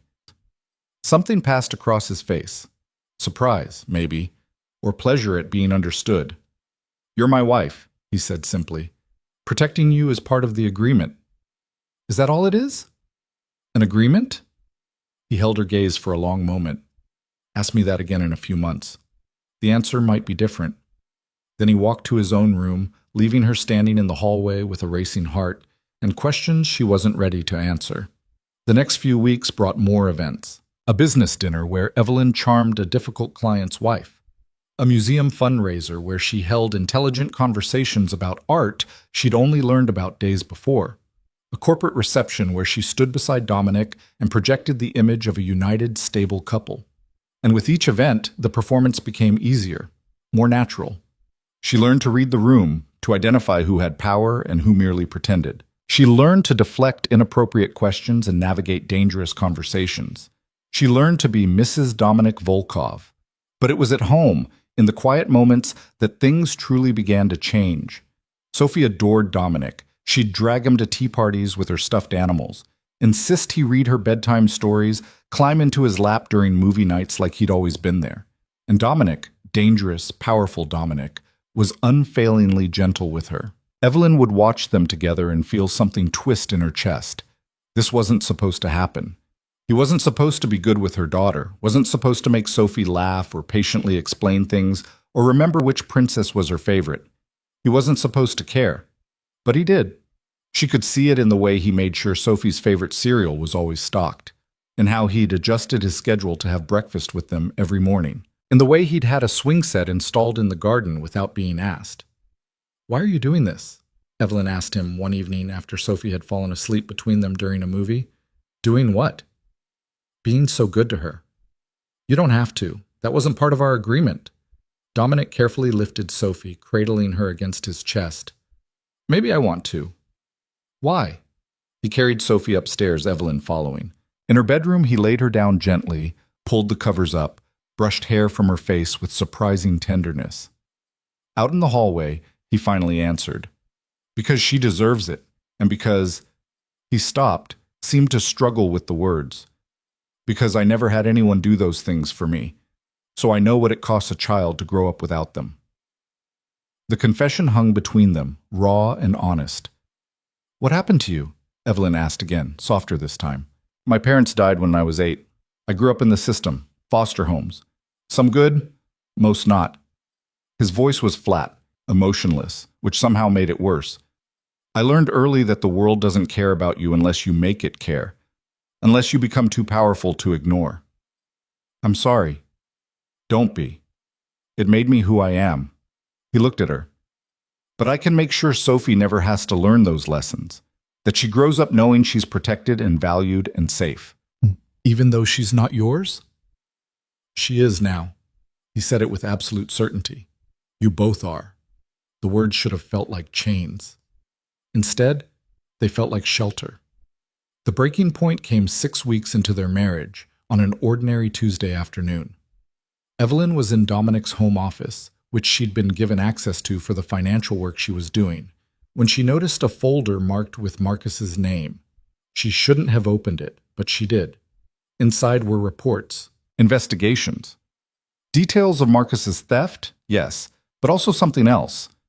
Evidence that he'd been planning to disappear long before the wedding, that he'd used Evelyn from the beginning, building the false trail that would implicate her while he vanished. And there were photos. Marcus with another woman, multiple women, hotel receipts, proof that everything he'd told her had been a lie. She was still staring at the evidence when Dominic found her. Evelyn? He stopped in the doorway, saw what she was holding. You weren't supposed to see that. Why not? Her voice sounded hollow. Why keep this from me? Because you didn't need to know. Because finding out wouldn't change anything. It changes everything. She stood, trembling. He never loved me. He never wanted Sophie. We were just tools, just part of his escape plan. I know. You knew? All this time you knew, and you didn't tell me? What good would it have done? Dominic moved closer. Making you relive the betrayal? Showing you proof that he never cared? I was trying to protect you from that. I don't need protection. I need the truth. The truth is ugly, Evelyn. I deal in ugly truths every day, and believe me when I say sometimes ignorance is kinder. She threw the folder at him. Papers scattered. You don't get to decide what I can handle. Someone has to, because you're still defending a man who destroyed you. I'm not defending him. Then why are you crying? Evelyn touched her face, surprised to find tears. She wasn't crying for Marcus. She was crying for herself, for the fool she'd been, for the future she'd imagined that had never been real. Dominic closed the distance between them, and before she could protest, he pulled her against his chest. She tried to push away, but his arms were solid, unwavering. Let it out, he said quietly. Let it all out. And she did. She broke down completely, sobbing against his expensive shirt, mourning not the man but the illusion. The hope she'd carried that maybe she'd been worth loving after all. Dominic held her through it all, one hand stroking her hair, saying nothing, just being there. Being solid and real when everything else felt like it was crumbling. When the tears finally stopped, Evelyn pulled back, embarrassed. I'm sorry, I got your shirt wet. I have others. I shouldn't have. Yes, you should have. He cupped her face, forcing her to meet his eyes. You should cry when you're hurt. You should rage when you're betrayed. You should feel everything you need to feel. I thought I was past this. Pain doesn't work on a schedule. His thumb brushed away a remaining tear. But you're not alone in it anymore. That's the difference. She stared up at him, at this complicated man who'd coerced her into marriage, but held her while she cried. Who threatened and protected in equal measure? Who was nothing like what she'd expected? Why do you care? She whispered. Because somewhere along the way, this stopped being an arrangement and became something else. What? I don't know yet. His eyes searched hers. But I'd like to find out.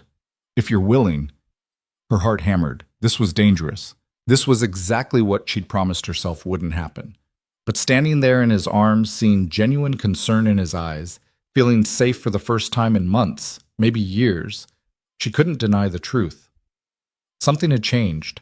Between the charity galas and the quiet dinners and the moments watching him with Sophie, between the careful respect and the growing trust and the way he'd kept every promise he'd made, she'd stopped seeing him as her captor and started seeing him as something far more complicated. "I'm willing," she heard herself say. Dominic's expression shifted. Relief.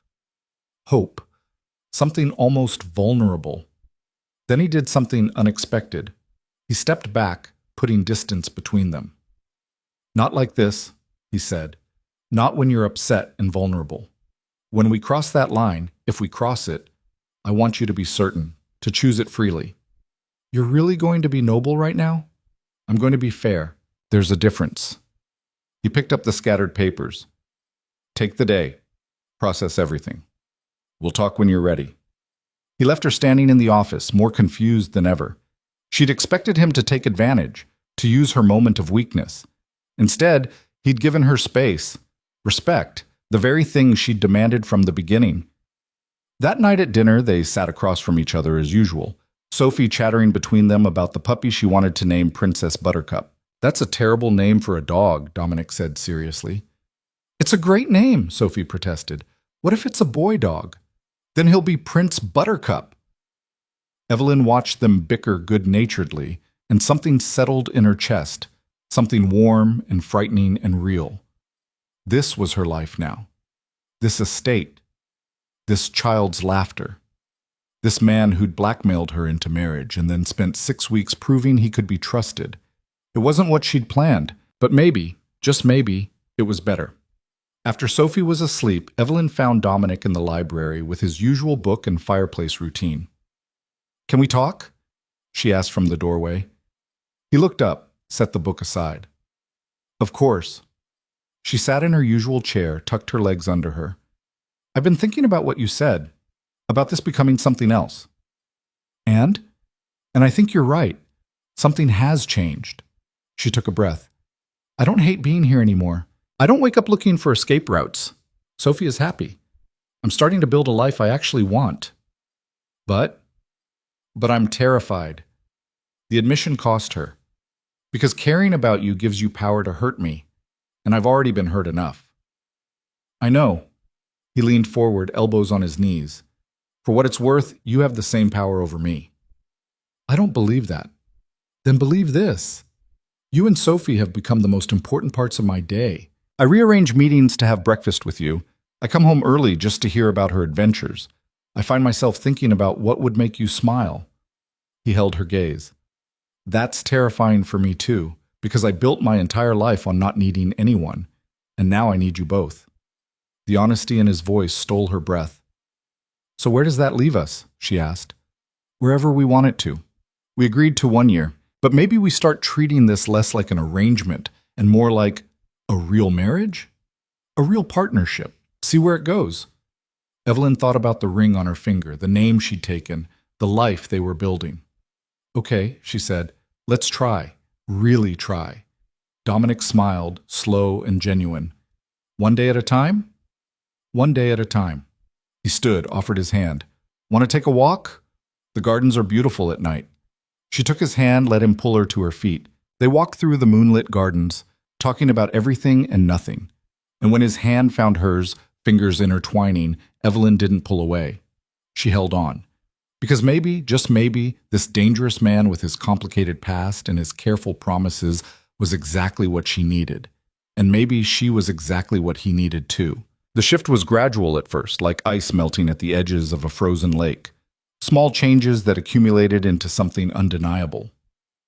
Dominic started joining them for Sophie's bedtime routine.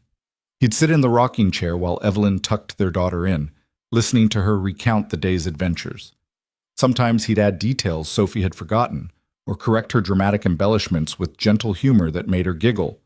"And then the butterfly was this big," Sophie spread her arms wide. "It was a monarch," Dominic said dryly. "Approximately 4 inches across." "That's what I said. This big." Evelyn smiled, watching them.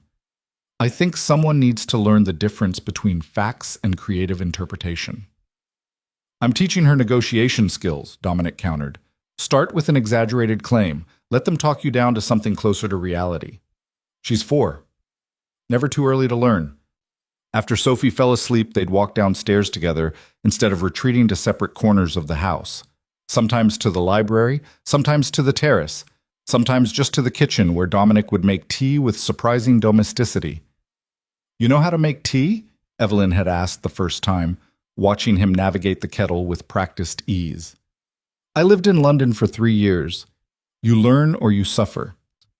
What were you doing in London? Expanding my business interests. He poured hot water over loose leaves, and escaping certain complications here. What kind of complications? He handed her a cup. The kind that are no longer relevant. She'd learned not to push when he deflected. Dominic shared information in careful doses, revealing pieces of himself like a puzzle assembled one fragment at a time. But he was sharing. That was what mattered. 2 weeks after their conversation in the library, Evelyn woke to find a note on her pillow. Meet me in the garage at 9 a.m. Dress casually. D. She found him waiting beside a sleek black SUV, different from his usual Mercedes. Sophie bounced excitedly beside him, already dressed in jeans and a t-shirt. We're going on an adventure, Sophie announced. Evelyn looked at Dominic questioningly. I promised someone a dog, he said. I keep my promises. The drive took them to a rescue shelter on the outskirts of the city. Inside, the sound of barking echoed off concrete walls. Sophie pressed against the glass enclosures, cooing at every dog they passed. That one! No, that one! No, wait! Take your time, Dominic said. This is an important decision. They spent an hour meeting dogs. Big ones, small ones, energetic puppies, and calm older animals. Sophie loved them all, but couldn't decide. Then they reached the last enclosure. A medium-sized mutt sat in the corner, brown and white patches, one ear flopped over. She didn't jump or bark like the others, just watched them with soulful eyes that had seen too much. What about this one? The shelter worker asked. She came in 3 months ago, found on the street, pregnant.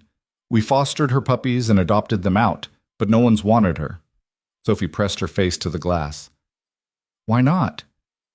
People want puppies usually, and she's been through a lot. She's shy. Can we meet her? Evelyn asked. In the visiting room, the dog approached cautiously. She sniffed Sophie's offered hand, then Evelyn's. When she reached Dominic, she sat down and leaned against his leg with a soft sigh. Dominic's expression shifted. Something unguarded crossed his face as he crouched down, running his hand over the dog's head. She likes you, Sophie said. She recognizes a kindred spirit, Evelyn murmured. Dominic glanced up at her, understanding passing between them. This dog knew what it meant to survive, to be overlooked, to carry scars no one else could see. What's her name? He asked the worker. We've been calling her Daisy, but you can change it. Sophie knelt beside Dominic, hugging the dog carefully. I like Daisy. Can we keep her, Mama? Please? Evelyn looked at Dominic, who was watching Sophie and the dog with unexpected tenderness. I think Daisy belongs with us, Evelyn said softly. They drove home with a dog bed, toys, food, and Daisy herself, who sat in the back with Sophie, head resting on the girl's lap. Thank you, Evelyn said quietly as Dominic drove. For what? For letting her pick the dog no one else wanted. She has good instincts. She saw past the surface to what mattered. He glanced in the rearview mirror at Sophie, who was singing softly to Daisy. Like her mother. The words hung between them, weighted with meaning. That night, after Daisy was settled and Sophie was asleep, Evelyn found Dominic on the terrace with his usual whiskey. Can I join you? He poured a second glass without asking, handed it to her as she sat beside him. They drank in comfortable silence, watching the stars emerge. Today was good, Evelyn said finally. Really good. Sophie hasn't stopped smiling. Neither have you.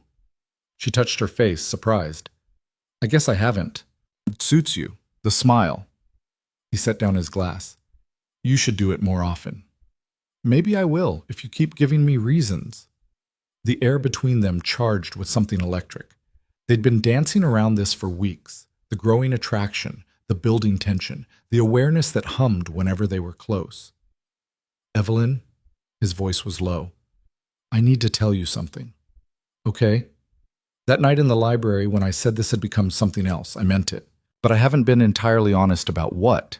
Her heart stuttered. What do you mean? I mean this stopped being convenient weeks ago. Somewhere between the first charity gala and watching you stand up to Mrs. Ashford. Between seeing you with Sophie and listening to you laugh at something ridiculous, I said. He turned to face her fully.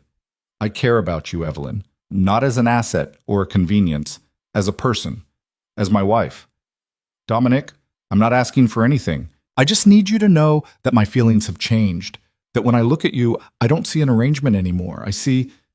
He stopped, seemed to struggle. I see someone I want to build a life with. A real life. Evelyn's breath caught. She'd felt it too, the shift from obligation to something genuine. But hearing him say it made it real, made it dangerous. I'm scared, she whispered. So am I. What if we ruin this? What if we try and it falls apart? Then we'll deal with it. Together. He reached for her hand. But I think we owe it to ourselves to try. Don't you? She looked down at their joined hands, at the ring she'd stopped thinking of as a shackle and started seeing as a promise. Yes, she said. I think we do. He stood, drawing her up with him. They stood inches apart, the tension that had been building for weeks finally reaching its breaking point. I'm going to kiss you now, Dominic said quietly. If you don't want that, tell me to stop. She didn't tell him to stop. His lips met hers, gentle at first, testing. When she responded, leaning into him, the kiss deepened. His hand cupped her face, thumb stroking her cheek, while her fingers curled into his shirt. It wasn't like kissing Marcus had been, rushed and shallow and forgettable. This was deliberate, consuming. A kiss that felt like a beginning rather than an ending. When they finally broke apart, Evelyn's heart was racing. Wow, she breathed. Yeah. Dominic rested his forehead against hers. Wow. They stood there, wrapped in each other until the night air grew too cold to ignore. We should go inside, he said. Yeah, but neither moved. Finally, Dominic stepped back, though his hand remained on her waist. I meant what I said before, about not pushing. We go at your pace. What if my pace is faster than you think? Heat flared in his eyes. Then we'll adjust accordingly. She smiled, bold with the knowledge that he wanted her as much as she wanted him. Good night, Dominic. Good night, Evelyn. She walked to her room on trembling legs, touching her lips where his had been, wondering what came next. The answer revealed itself gradually over the following weeks. More kisses, stolen in quiet moments. His hand finding hers during dinner. The way he'd pull her close when they were alone, as if he couldn't bear the distance. But he never pushed for more, never assumed, always asked. Can I hold you? Can I come in? Is this okay? Until finally, one night 3 months into their marriage, Evelyn knocked on the door that connected their rooms. Dominic answered in sleep pants and nothing else, hair disheveled, reading glasses perched on his nose. He looked younger, more vulnerable. Evelyn? Is everything all right? I don't want to sleep alone tonight. Understanding dawned in his eyes. Are you sure? I'm sure. He stepped back, letting her in. His room was larger than hers, decorated in dark woods and deep blues, masculine, orderly. But the bed was unmade, books splayed open on the nightstand, evidence that he was human after all.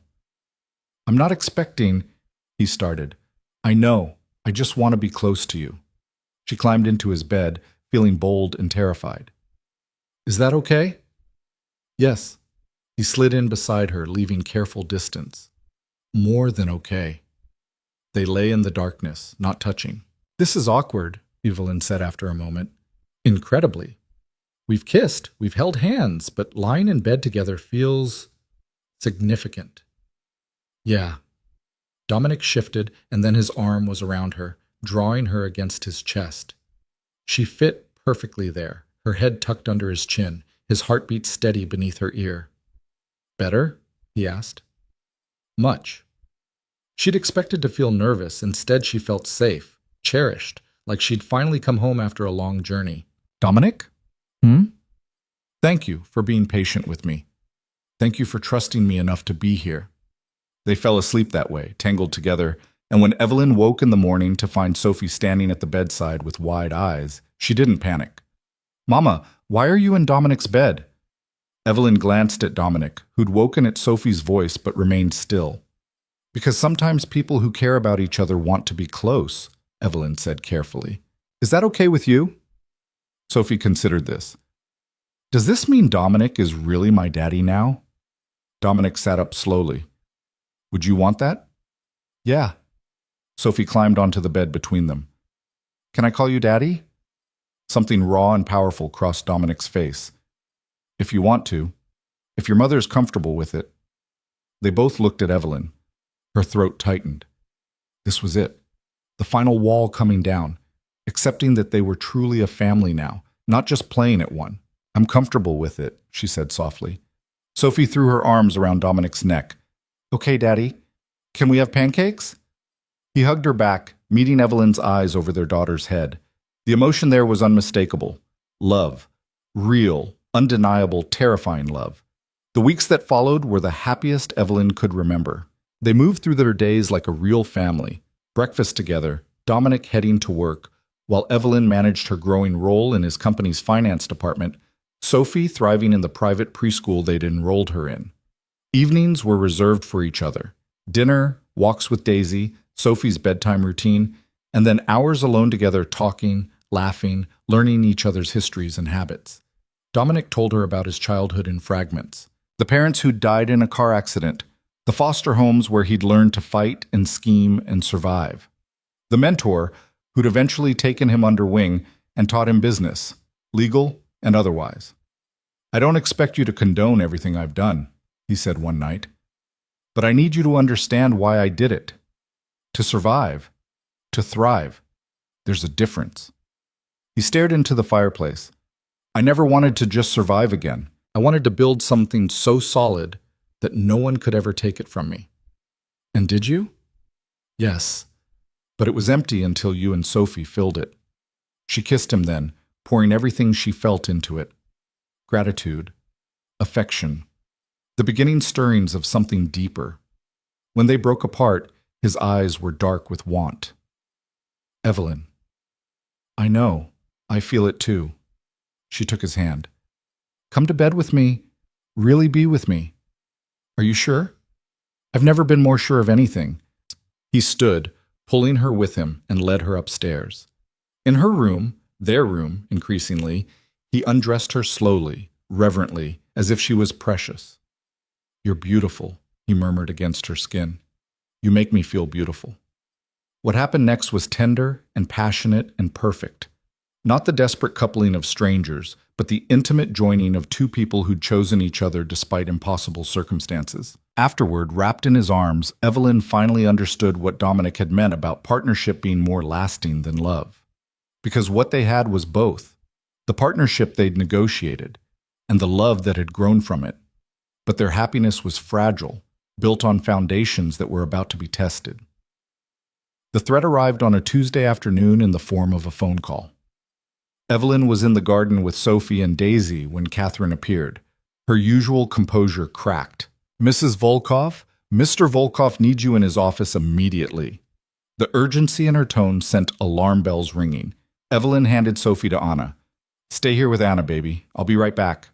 In Dominic's office, she found him standing at the window, shoulders rigid with tension. Two of his security team flanked the door. "What's wrong?" she asked.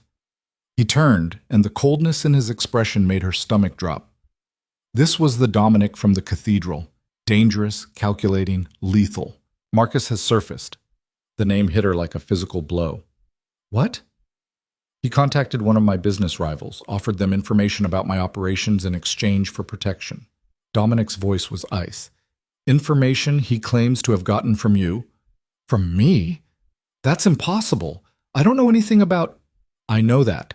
But they don't, and neither will the authorities if he makes his claims public." Evelyn's mind raced. "He's trying to destroy me. Even now, he's trying to leverage his way out of the hole he dug, using you as bait." Dominic crossed to his desk, pulled up security footage on his computer. "He's been spotted in the city.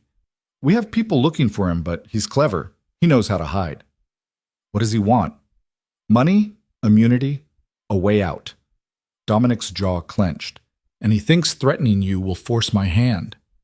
Will it? He looked at her, and some of the coldness thawed. Yes, because you're my wife, and no one threatens what's mine. There was that possessiveness again, but now it felt like shelter rather than captivity. What do we do? She asked. We find him before he can do any damage, and we end this. He moved to her, cupped her face. I need you to trust me. Can you do that? Yes. Good. I'm increasing security around the estate. You and Sophie don't leave the grounds without a full detail. Anna stays with her at all times. And you, he pressed a kiss to her forehead, you stay close to me. I'm not hiding while you handle this. I'm not asking you to hide. I'm asking you to be smart. Marcus is desperate, and desperate men are dangerous. She wanted to argue, but she thought of Sophie, of the life they'd built, of how much they had to lose. Okay, she agreed. We do this your way. The next few days were tense. Armed guards patrolled the estate. Every car entering the property was searched. Sophie noticed the changes but accepted Evelyn's explanation that they were being extra careful. Dominic worked around the clock, coordinating with his team, following leads, hunting the man who dared to threaten his family. And Evelyn waited, fear coiling in her stomach, knowing that the other shoe was finally dropping. It came on Friday evening. Dominic received a message, a photo of Sophie at preschool, taken from a distance. The caption read, "We need to talk, unless you want more problems." Evelyn saw Dominic's face go white, then red with fury. He went near Sophie, Dominic said, his voice deadly quiet. He put a target on our daughter. Our daughter, not just Evelyn's anymore. What are you going to do? Evelyn asked, though she already knew. I'm going to end this, tonight. He made a call, spoke in rapid Russian to someone on the other end. Then he turned to Evelyn. Stay in the house. Don't answer the door for anyone except Catherine or my security team. I'll have men stationed at every entrance. Where are you going? To meet Marcus. On my terms, at a location of my choosing. He holstered a gun. She hadn't even known he had one, and kissed her hard. I'll be back. I promise. Dominic, I love you, Evelyn. I should have said it before. But I love you and Sophie more than anything in this world, and I will protect you both, no matter what it costs. Then he was gone, leaving her with those words echoing in her ears. I love you. He loved her, and he was walking into danger because of it. The hours that followed were the longest of Evelyn's life. She put Sophie to bed, reading 3 extra stories to keep her hands from shaking. She paced the library. She stared at her phone, waiting for news. Catherine brought tea she didn't drink. The security team reported in at regular intervals with updates that told her nothing. It was nearly midnight when she heard cars in the driveway. Evelyn ran to the door, her heart in her throat. Dominic climbed out of the lead vehicle, jacket gone, shirt stained with something dark. But he was walking. He was alive. She flew down the steps, throwing herself into his arms. Are you hurt? No. He held her tight. Not my blood. She pulled back to look at him. Marcus? In custody. He'll be charged with the theft, fraud, and a dozen other crimes. He won't see daylight for 20 years. Dominic's expression was grim. He tried to fight. It didn't go well for him. You didn't kill him? No. Though I wanted to. But I have lawyers for a reason. They'll handle him legally. He cupped her face. It's over, Evelyn. He can't hurt you anymore. Can't threaten Sophie. Can't touch any part of our lives. Relief flooded through her so intense it made her knees weak. It's really over? It's over. She kissed him, tasting relief and gratitude and love. When they broke apart, Dominic rested his forehead against hers. I meant what I said earlier. I love you. I love you too, she whispered. I think I have for a while now. I was just too scared to admit it. Not anymore? Not anymore. They walked inside together, past the security team, up to their shared bedroom where they held each other until dawn, grateful for survival, for family, for the unexpected love that had grown from impossible circumstances. The next morning, Sophie bounded into their room with Daisy at her heels. Daddy, Mama, can we have pancakes? Dominic smiled, pulling their daughter onto the bed between them. Absolutely. Extra chocolate chips? Yes. As Sophie chattered about her plans for the day, Evelyn looked at the life she'd built from ruins. At the man who'd coerced her into marriage and then spent months proving himself worthy of her trust. At the daughter who finally had the family she deserved. It wasn't the fairy tale she'd imagined. It was better. Because it was real. Messy and complicated and built on honesty rather than illusion. And for the first time in her life, Evelyn Carter-Volkov felt truly, completely home. The weeks following Marcus's arrest brought a peace Evelyn hadn't known was possible. The constant tension that had hummed beneath their lives dissolved, replaced by something softer. Mornings became lazy, filled with Sophie's laughter and Daisy's enthusiastic greeting. Evenings stretched long with conversation and stolen kisses and the comfortable silence of two people who'd finally stopped fighting what they'd become. But there was one conversation they hadn't had yet. One promise Dominic had made that hung between them like unfinished business. It came up on a Saturday morning 4 months into their marriage while Dominic was teaching Sophie to ride the bicycle he had surprised her with the day before.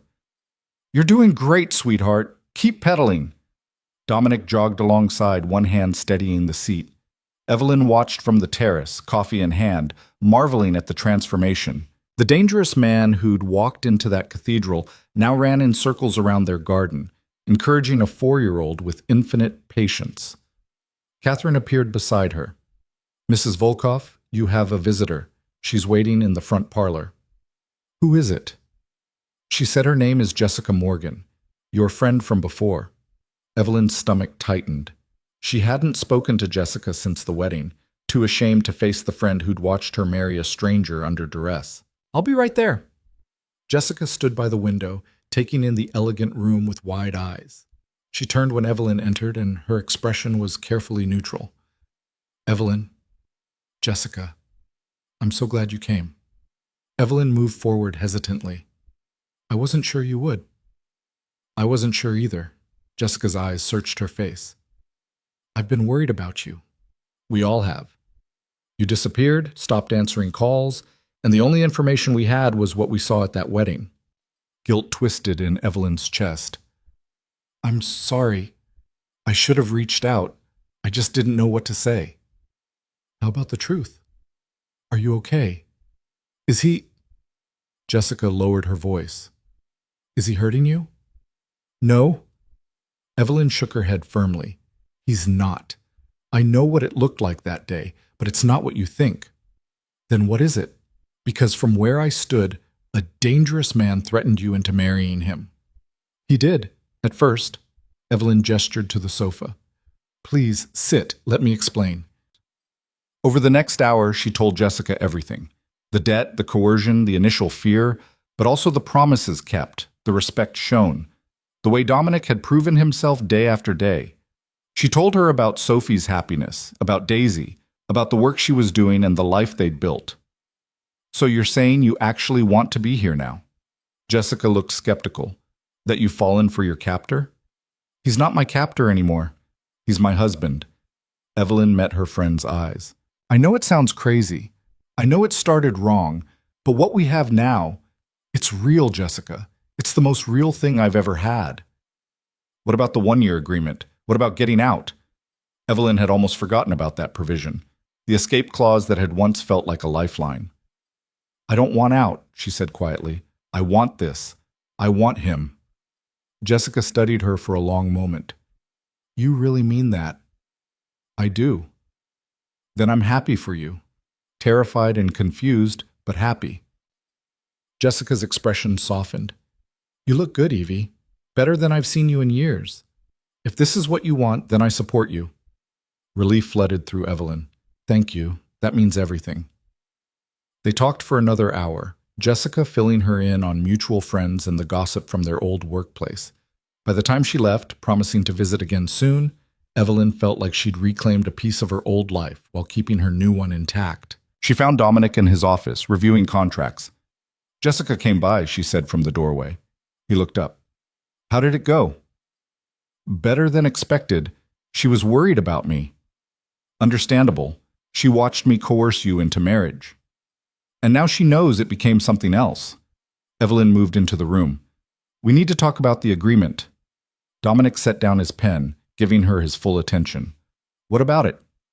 The 1-year clause, the option to leave with a settlement. Something guarded entered his expression. What about it? It expires in 8 months. I'm aware. I want to renegotiate. He went very still. I see. Dominic, if you want to leave sooner, we can arrange that. I won't hold you to the full year if you're unhappy. That's not what I'm saying. She crossed to his desk, placed her hands on the polished surface.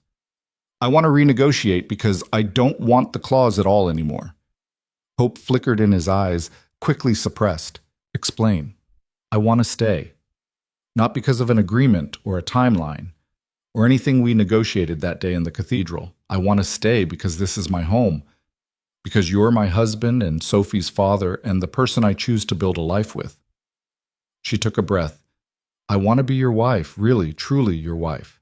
Not for a year, for however long we both shall live.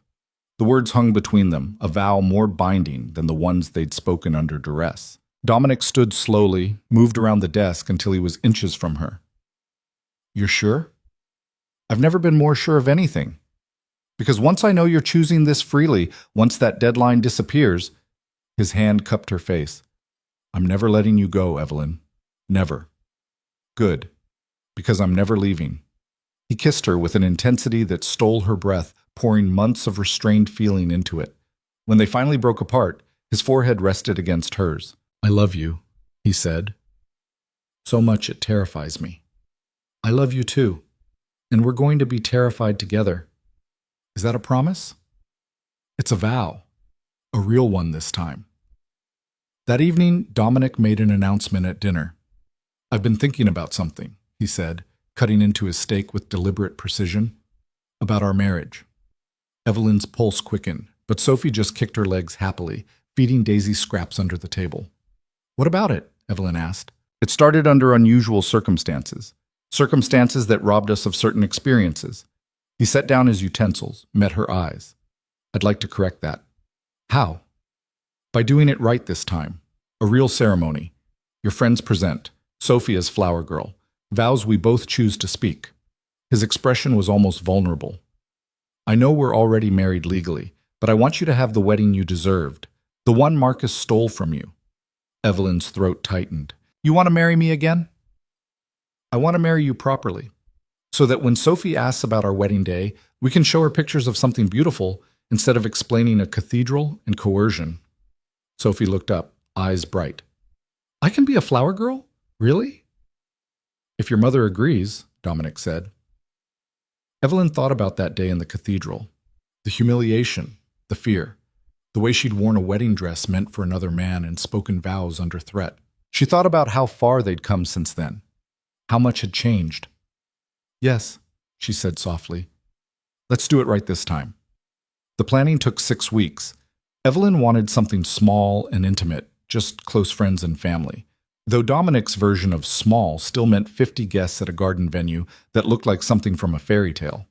Jessica helped her choose a new dress, simpler than the first, but infinitely more beautiful. Sophie's flower girl dress was a miniature version in soft pink. Even Daisy got a special collar with flowers. The night before the ceremony, Dominic found Evelyn on the terrace where they'd shared their first kiss.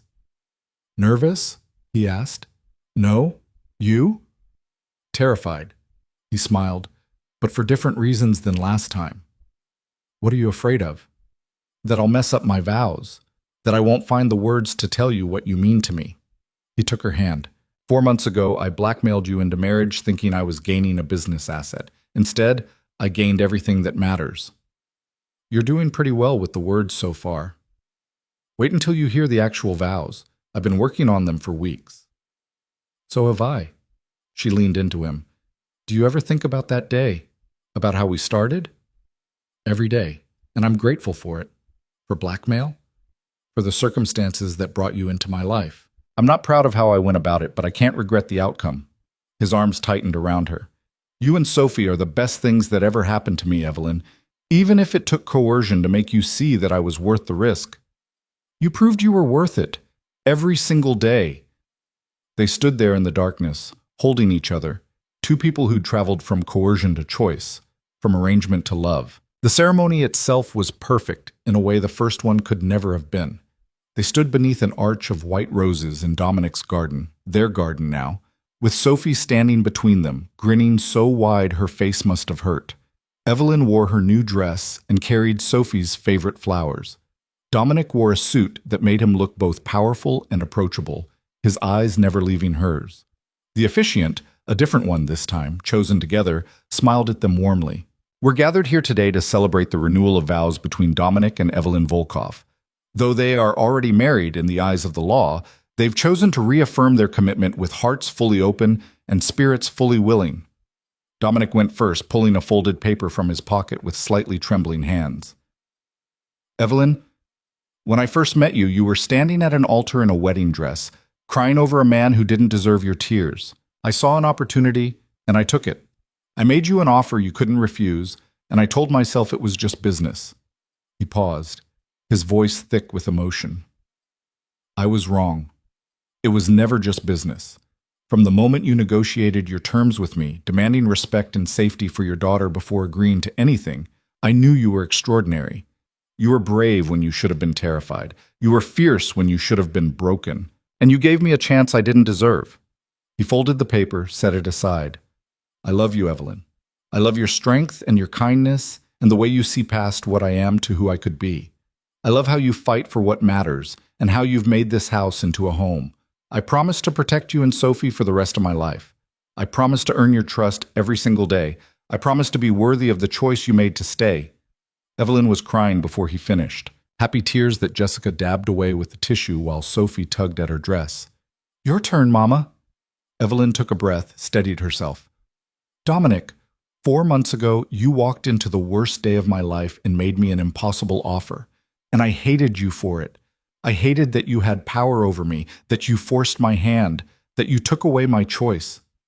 She saw him flinch slightly. But then something unexpected happened. You kept your promises. Every single one. You gave me respect when you could have demanded obedience. You gave Sophie love when you could have ignored her. You gave me space when you could have pressed for more. She reached for his hand. You taught me that partnership is more lasting than passion, that trust is built through actions rather than words, and that sometimes the best things in life come from the most impossible beginnings. I love you, Dominic. I love the man you are when the masks come off. I love how you make Sophie laugh and how you hold me when I'm scared.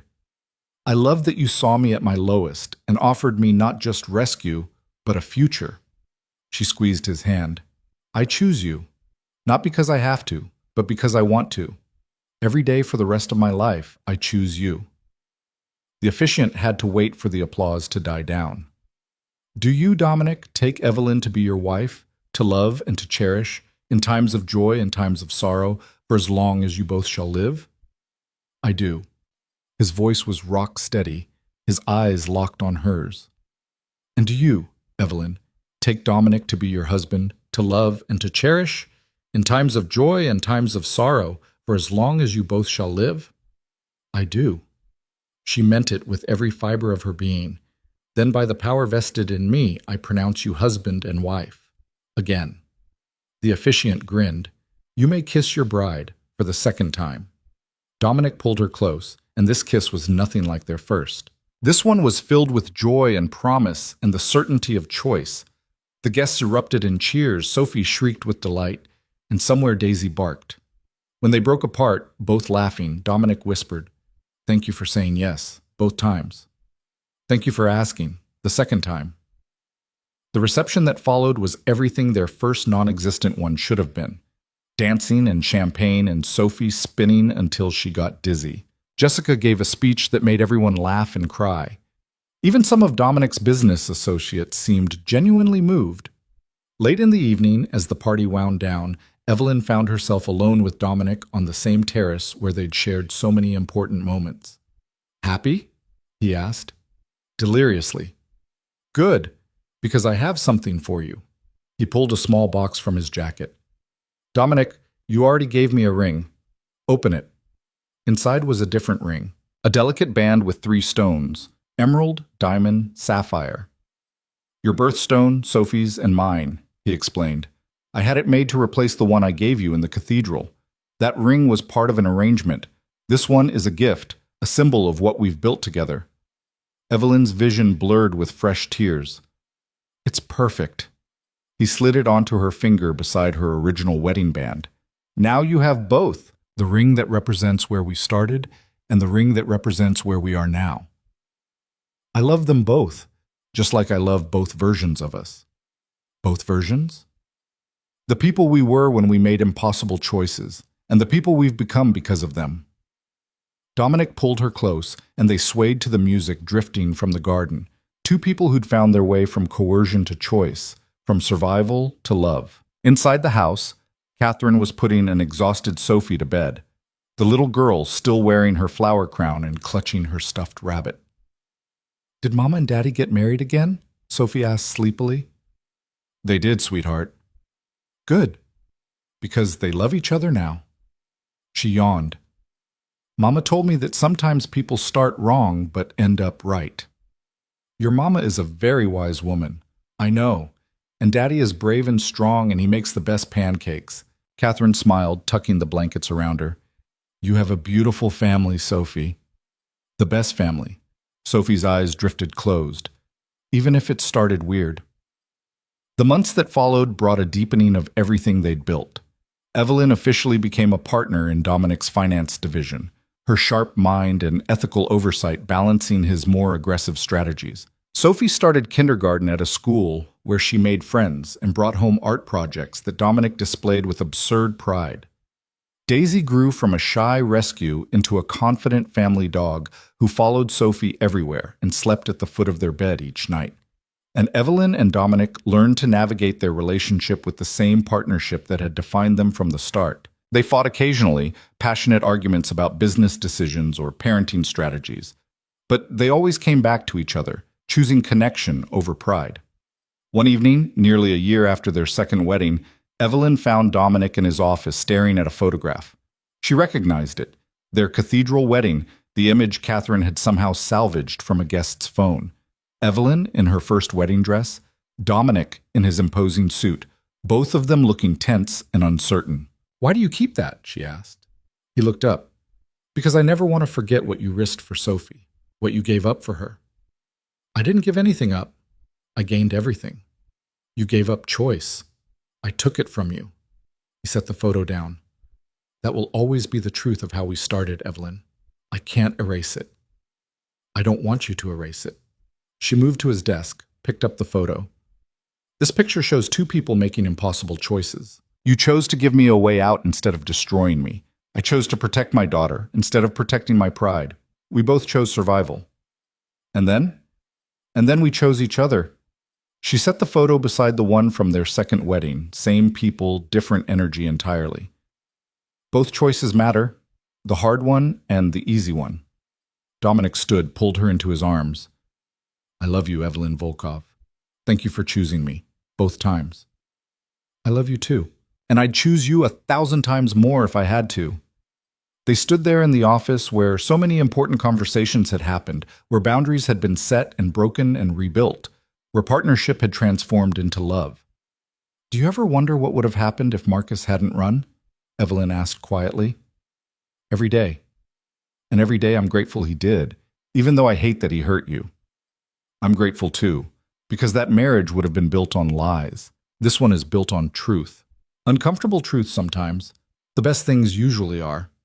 A crash from upstairs made them both jump, followed by Sophie's voice calling out, "Daisy knocked over my castle! Daddy, come fix it!" Dominic sighed, but he was smiling. "Duty calls. Go, I'll finish up here." He kissed her thoroughly before heading upstairs to address the castle crisis.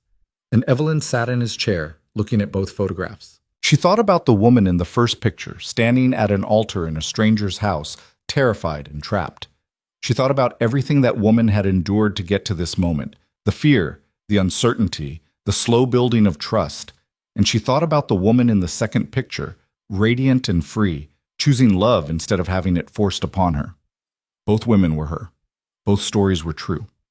The coercion and the choice. The arrangement and the love. The beginning and the continuation.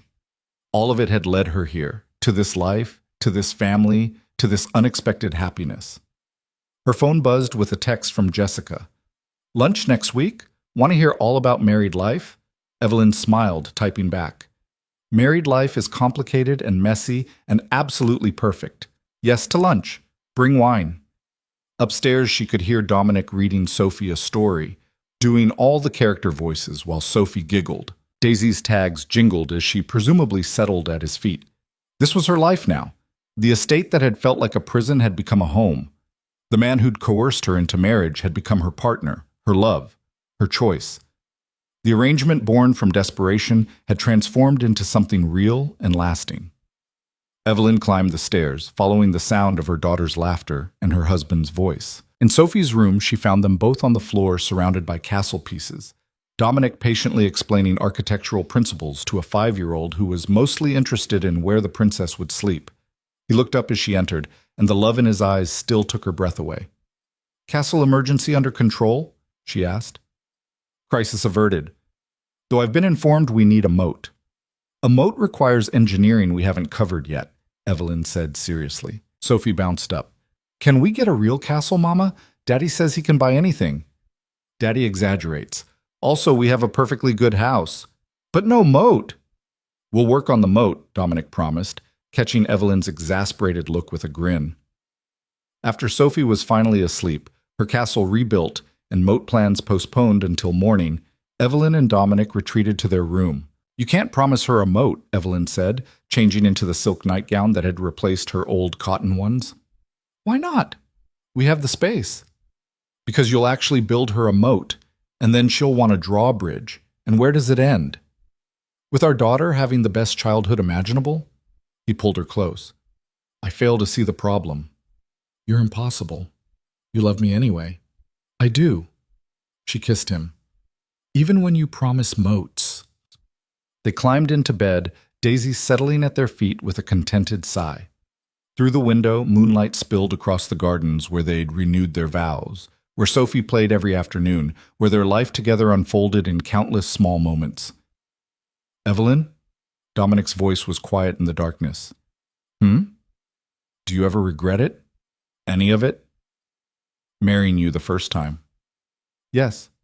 She thought about it honestly. "I regret that it wasn't my choice. I regret the fear and the helplessness. But I don't regret where it led us. Even knowing everything you know about me now, about my business, my past, the things I've done, especially knowing all that, because it means I choose you with my eyes open, not an illusion, but the real you." She turned to face him in the darkness. "Do you regret it? Forcing my hand." "I regret the force, but I can't regret the outcome. You and Sophie are the best things in my life, Evelyn. You always will be." "Good answer. It's the truth."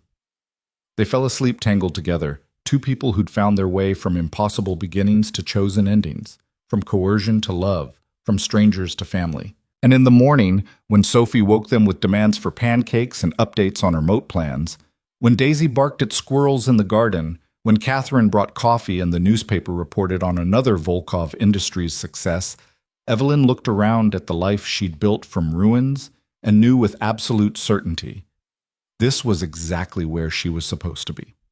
Not because circumstances had forced her here, but because when given the freedom to choose, she'd chosen this, chosen him, chosen them.